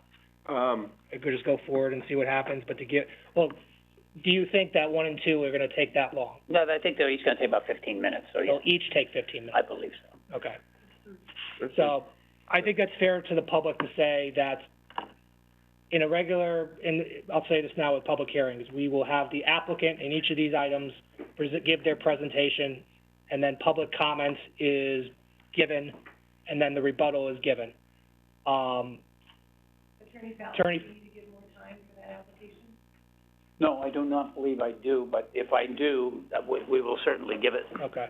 So it's just for the members of the public that, especially for Berkeley Road, as you saw, we had a very long meeting. It's 9:30, our curfew is at 10, which we will keep. Attorney Fallon has very, graciously, said that there's unlikely that we will get to public comments on Berkeley Road, tonight. So we'll go over to our next hearing in 2 weeks, or whatever, however long it is, the second week in May, let's put it that way. So, should the members of the public on Berkeley Road wish to leave, essentially, I will in no point close public comment on Berkeley Road tonight, should we even get to it. So, if that gives the public any, comfort, and I put that on the record, they can at least leave 30 minutes earlier. I do apologize, but as you saw, we had a long hearing, old business that needed to be addressed, and that needed to be done. So with that, thank you, Attorney Fallon, I appreciate that. Again, Mr. Chairman, members of the, commission, for the record, my name is John Fallon. I'm here tonight on behalf of the Goddard School. With me is, Kim Sherman, who's our on-site owner. Her husband, Brett Sherman, is also here as well. Since its opening in 2020, the Goddard School has been committed to providing the highest level of education for infant, toddler, preschool, and pre-kindergarten children. As you may know, the school serves families from Fairfield, Easton, Trumbull, and the surrounding communities. A high concentration of our students are, in fact, from Fairfield. We have degreed teachers who implement a play-based curriculum focused on 21st century learning. And I think everyone who lives in the Stratfield neighborhood would certainly agree that the Goddard School is a great asset to the community. We all know the history of this site and how it sat dormant for over a decade. As the question before indicated, the Goddard School is a good citizen of both Fairfield and the neighborhood, and I think is appreciated as such. The property is, of course, 1280 Stratfield Road, and it's housed in a building that's approximately approximately 12,000 square feet. The parcel is approximately 38,000 square feet. As you can see on the plans that have been submitted, the building has a partial second floor currently used for storage and some mechanical equipment. The application before you tonight seeks approval of an internal renovation as detailed in the floor plans that we have submitted that will allow for the addition of 2 classrooms on the second-story level to serve students from the ages of 3 to 5. The proposal will expand the school capacity by only 1 classroom, allowing the services to be provided to an additional 20 children who are currently on an extensive waiting list for the school. You got an email from Kim who gave you details on that. In terms of the waiting list, this is a small chip at that, but yet it will provide an opportunity for 20 additional children to be serviced by the school. The internal renovation will also provide an opportunity, as shown on the plans, to add a small, I believe it's about 300 square feet, indoor gymnasium on the first floor. So the goal of the proposal that's before you is to provide an indoor gym for the children and one additional classroom to reduce the wait list for enrollment at the school. We'll also be constructing, as you may have seen on the plans, a small break room that will be used by staff for a place to prepare lessons plans and do other quiet work. The detailed scope of the work, as I said, is to split the current rooms 129 and build the small 350 square foot gym and a classroom for children who are currently located in what's designated as Seahorse 107. Those students who are currently occupying room 129 will then relocate upstairs along with adding one additional classroom, as I said before. So, a few comments that I would have before I sum up. You did receive numerous letters of support, which we are very appreciative of. I believe there were two letters that did raise some questions or concerns relative to the proposal, and let me just briefly address those. First, there were some concerns about traffic. I'd want to point out that in almost 4 years of operation, there's been a total of 2 fender benders involving school parents. Neither of those fender benders resulted in injuries. We're obviously located adjacent to a very well-regulated signalized intersection. We have a left or right out of our driveway. The increase in enrollment that we are talking about here of 20 students is approximately 15%. So it is difficult to see how that in any way would have a material impact on traffic, and certainly I think one letter references a doubling of the traffic. That's certainly not going to be the case here. It's also, I think, important to point out that many of our students are local neighborhood residents, which we are very appreciative of, so they actually walk to school, and so do some of our workers. As I said before, we have 2 exits, one onto New Street and one onto Fairfield Beach Road, and New Street is one way. So perpendicular and leading to Fairfield Woods Road. So it couldn't be used, as somebody pointed out. You couldn't gain access, if you will, from Lola because of the way it lays out. So the bottom line on the one letter is we've not had any traffic issues regulated to the property whatsoever.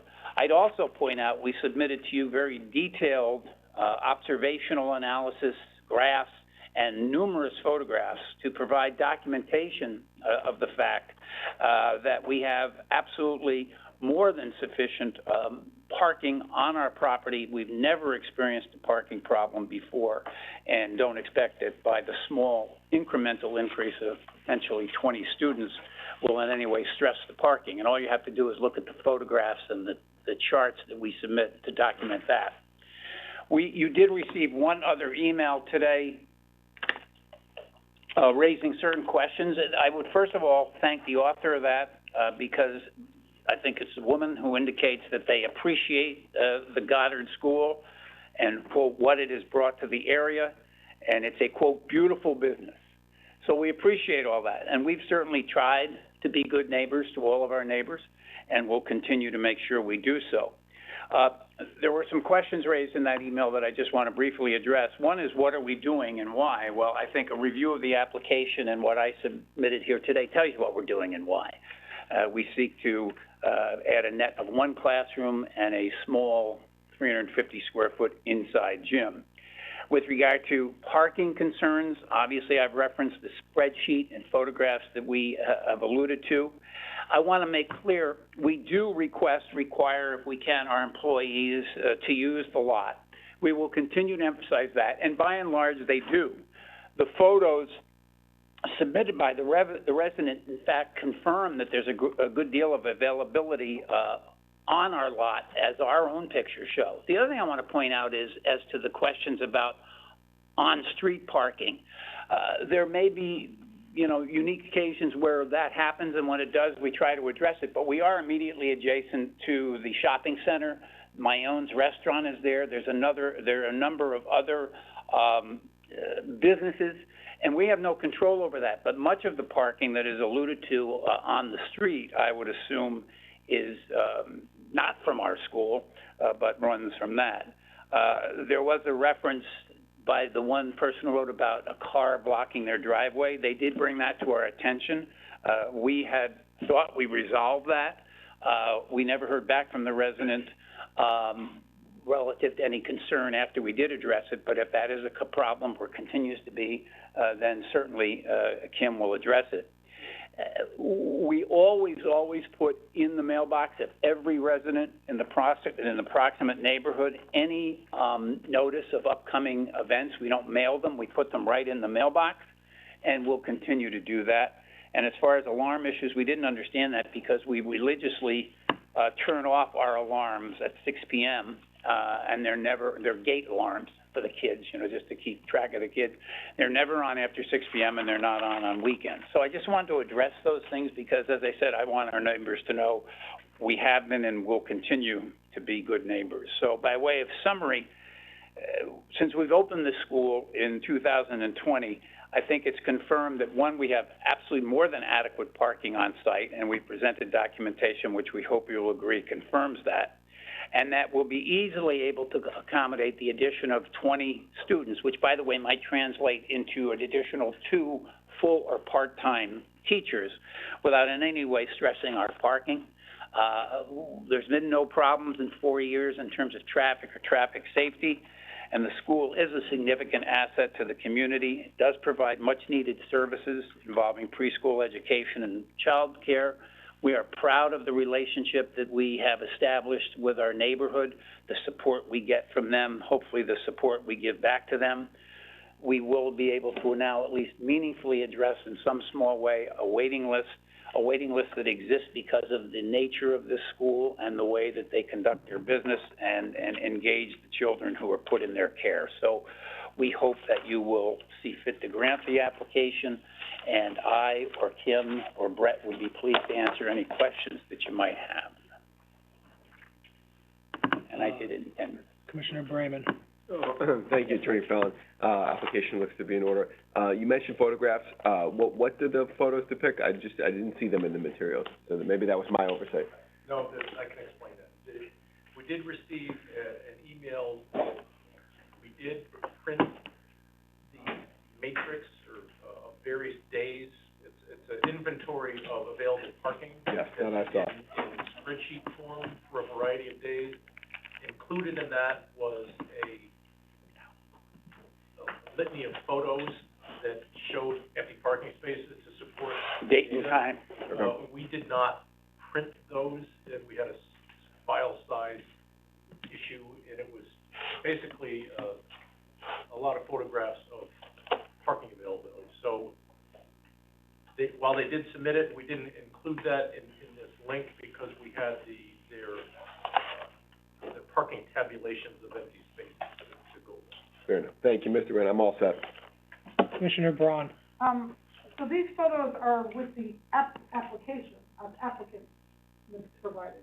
No, an explanation of the materials that were handed out to you just now is we received several emails today. I did scan those and email them to you this afternoon, probably around 2:30 or so. You may, it's very likely that you haven't had the opportunity to see that, so we printed them to distribute. So the photos that were handed out were the exhibit that Attorney Fallon alluded to that was submitted by a neighbor.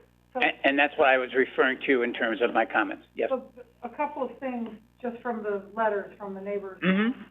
One was that people are not parking in the parking lot, they're parking on the road. Don't know why that would be. But also, one of them suggested that you have right turn only leaving on Fairfield Woods Road. I don't see that that's what's it looks like they go in on Stratfield Road and then they go out on New Street. You come up here if you want to speak. But they can also go out on Fairfield Woods Road? Rich, Mr. Sherman will address it. Mr. Sherman, just identify yourself for the record, and you can sit right down here. I'm Brett Sherman, for the record. when you come out of the parking lot, is that Fairfield Woods? You could take a left or a right-hand turn there. Someone suggested to take a right-hand turn only. That's close to the intersection with New Street. New Street runs behind the building. Correct. Strat goes in front. Correct. And when you come out of our parking lot, you could take a right or a left currently. Correct. So, a couple of them were saying that's a problem. Then you have two entrances, both on Stratfield Road, and it's one way through the parking lot towards New Street, where you can exit on the north part of the property onto New Street, making a right or a left, and then you can also exit on Fairfield Woods Road near New Street and take a right or a left. Kim, just identify yourself for the record, please. Kim Trying to Sherman. figure out if it could be improved on. So the back parking lot, you can exit out only onto New Street, and you can only take a right. Oh, you can only take a right, okay. Yep, it's a one-way street. It's one-way street. Oh, it's a one-way Yep. street, okay. The front parking lot, you exit onto Fairfield Woods Road. You can take a right or you can take a left. What about making that only a right turn? Would that be something? That was something that was suggested. It seems like that would solve some of these neighbor problems. Well, we don't, respectfully, we don't think we have any neighbor problem. Oh, okay. And honestly, we have been, we've been in operation for 4 years. The circulation works very well. It's very safe. I think the consideration with regard to parking on New Street, as I said before, we looked at the same photographs you got. We didn't recognize most of those cars, and we know the cars that our employees drive, our parents drive.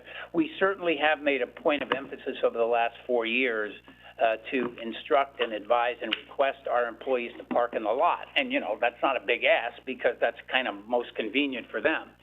If there is an occasional parking by a parent or a employee, a staff member of ours in No Street, we would always address that.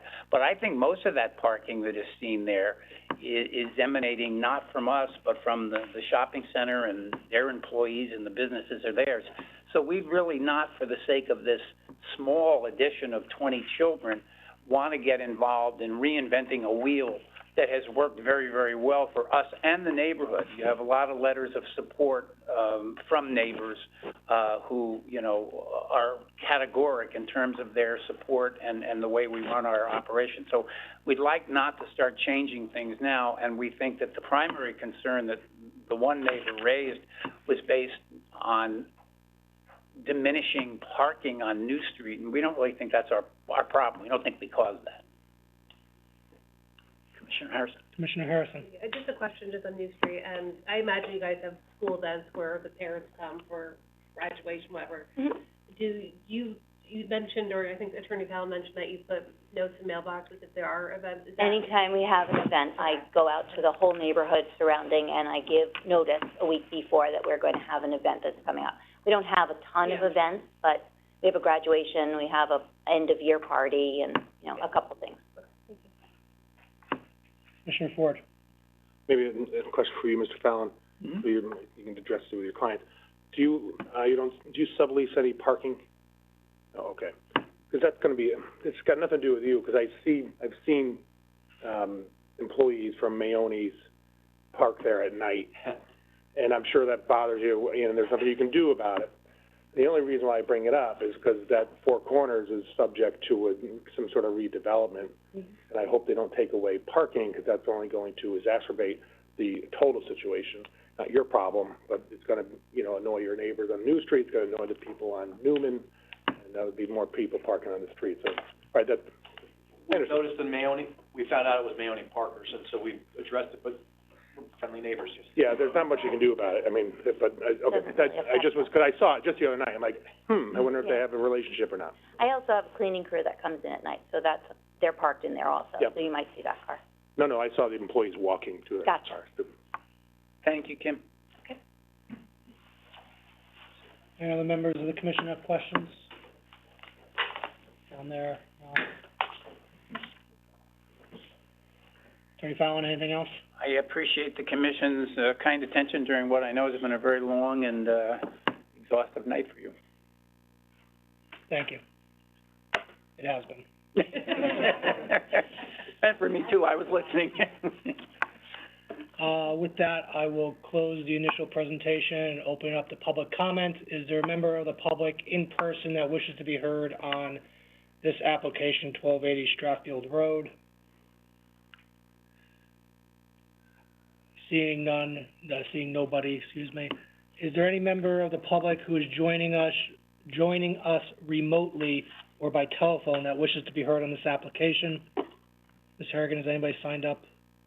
If you are joining us remotely, and you have the ability to, use the chat function, please sign in for this or potentially the next application. Any member of the public wish to be heard that's joining us remotely? If you're joining by telephone, please press *6 to unmute yourself. Going once, twice. Close the public comment portion of this application. Terry Fallon, nothing further? Nothing further, thank you very much. Close the hearing on this application. Thank you. Thank you. Thank you. Have a good evening. Thank you. I can't leave. I know you can't. 186, 212 Hillside Road, special permit application of Marsh Real Estate LLC pertaining to a second floor addition to an existing dwelling in the neighborhood design district. Attorney Fallon. Thank you, Mr. Chairman, members of the commission. For the record, my name is John Fallon. I'm here representing, Dr. Marsh and his wife. I believe they may have been on before remotely. If they're still up with us, thank you for I think Dr. Marsh is on. Yeah, I see it. Hi, Dr. Marsh. So, anyway, as part of the purchase of the Greenfield Hill animal practice from his father in January of 2020, Dr. Marsh and his wife also purchased the real estate that included, as you probably know, the veterinary hospital, as well as a small residential cottage located on the property, which is a legally protected pre-existing non-conforming structure that was constructed in 1938. You've probably seen it, although you may have gone by it a lot and not even noticed it. The cottage was occupied for many, many years by an elderly woman and her daughter. She passed away some time ago, and the cottage became vacant. And Dr. and Mrs. Marsh, and this is what this application is all about, want to take this opportunity to renovate this residential space so that it is safe and comfortable for future tenants.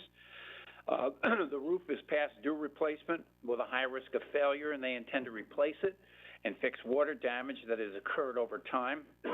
In addition, there are significant issues with the second story that I'll elaborate on in a minute, and they wish to address those as well.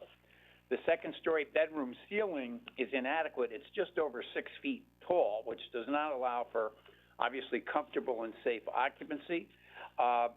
There is indeed the only bathroom in the structure is located on the first floor area, and it comprises 34 square feet, and that's incredibly cramped. The stairs to the second story are narrow. They are nowhere near code compliant as having been built in 1938, and this creates a safety concern. And so with no second story attic space for ductwork, the house is currently conditioned, cannot accommodate central air conditioning, and Dr. and Mrs. Marsh would like to address that too to improve safe air quality for future tenants. So what we are proposing, and this has to come before you because the property, although a pre-existing non-conforming residential use, is located in the design commercial district, and therefore it requires a special permit for these modest renovations. And those renovations include raising the second story ceiling to 7.5 feet, as depicted on the architectural drawings that we submitted. This will allow for the replacement of the cramped downstairs bathroom and an appropriately sized full bathroom upstairs and a more sanitary bathroom, I should say, downstairs. We'll also be able to install central air conditioning and widen the staircase to code compliance, which will have significant safety benefits and as a practical ability allow people to get furniture up there into the upstairs level. So what we're asking for is permission to raise the height of the second story roof by approximately 5 feet, which is the only substantive alteration being made to the exterior of the cottage other than the replacement of some windows. God bless. After the renovation of the cottage, the overall height will still only be 20 feet, well under the provisions of the regulations for the district, which allow a height of 30 feet. We did go to the Zoning Board of Appeals, and on March 2nd, 2023, they did unanimously grant us variances of sections 12.5.5 and 12.7.6.4 with regard to the street line setback and the side property line setback. The board was cognizant of, as we would want you to be, that there will be no change in the actual location or the existing footprint of the building, but simply the variances were necessitated by the small increase in height in a building that is already legally protected and pre-existing non-conforming in terms of those setbacks. So it was a technical variance, but it was required and it was granted unanimously. So in summary, this will allow us to renovate the cottage, create a second floor that is safe, functional, habitable, if you will. The application does meet the standards of approval set forth in Section 25 of the regulations. It's going to constitute an aesthetic and functional enhancement. Dr. Marsh and his wife, as is always their habit, have in fact reached out to all of their surrounding neighbors. They did that as part of the ZBA process and did this here as well. They've been in regular contact with them in order to ensure that they are supportive of these plans that we bring before you tonight. And as I said, that's consistent with the great relationship that they've been maintained with their neighbors, as Andrew's father did before him with all of our neighbors. So the application is simply for that small renovation to this pre-existing residential cottage, but required because the property is located in the Neighborhood Design Business District. And I'd be pleased to answer any questions you might have. And I was pretty good with my time. You were, thank you. Any members of the commission have questions from Attorney Fallon? Commissioner Francis? Is this on a different property than the veterinary? This is where the current hospital is now. The new hospital, which we thank you for, is under construction, as you probably know. This is where the new hospital is, and if you're facing the old hospital, I should say, if you're facing the existing hospital, the cottage is tucked right there on the left. Yeah, I never noticed it. Yeah. So this is all one property? Correct. Okay.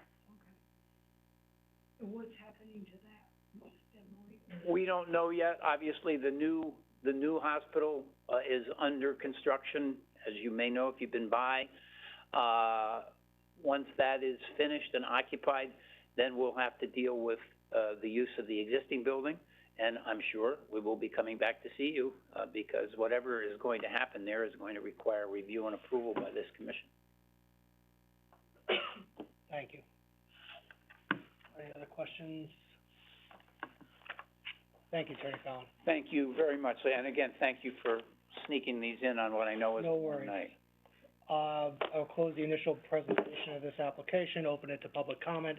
Is there any member of the public in person that wishes to be heard in this application? Seeing none, is there any member of the public who's joining us remotely or by telephone who wish to be heard on this application? We will. Attorney Marsh just said the thing that we want to, Yes, I saw. Don't insult the man. Yeah, please. My father was a veterinarian. He would have much preferred and instead of a lawyer. Yeah. No member of the public remotely wishes to be heard, so I'll close the public comment portion of the application. Nothing further? Have a good evening. Thank you. Same to you. Thank you. Close the hearing on this application.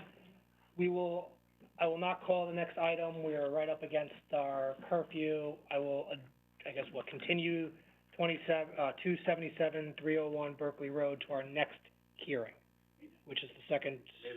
May the 9th, there we go. Thank you. And I will, adjourn this evening.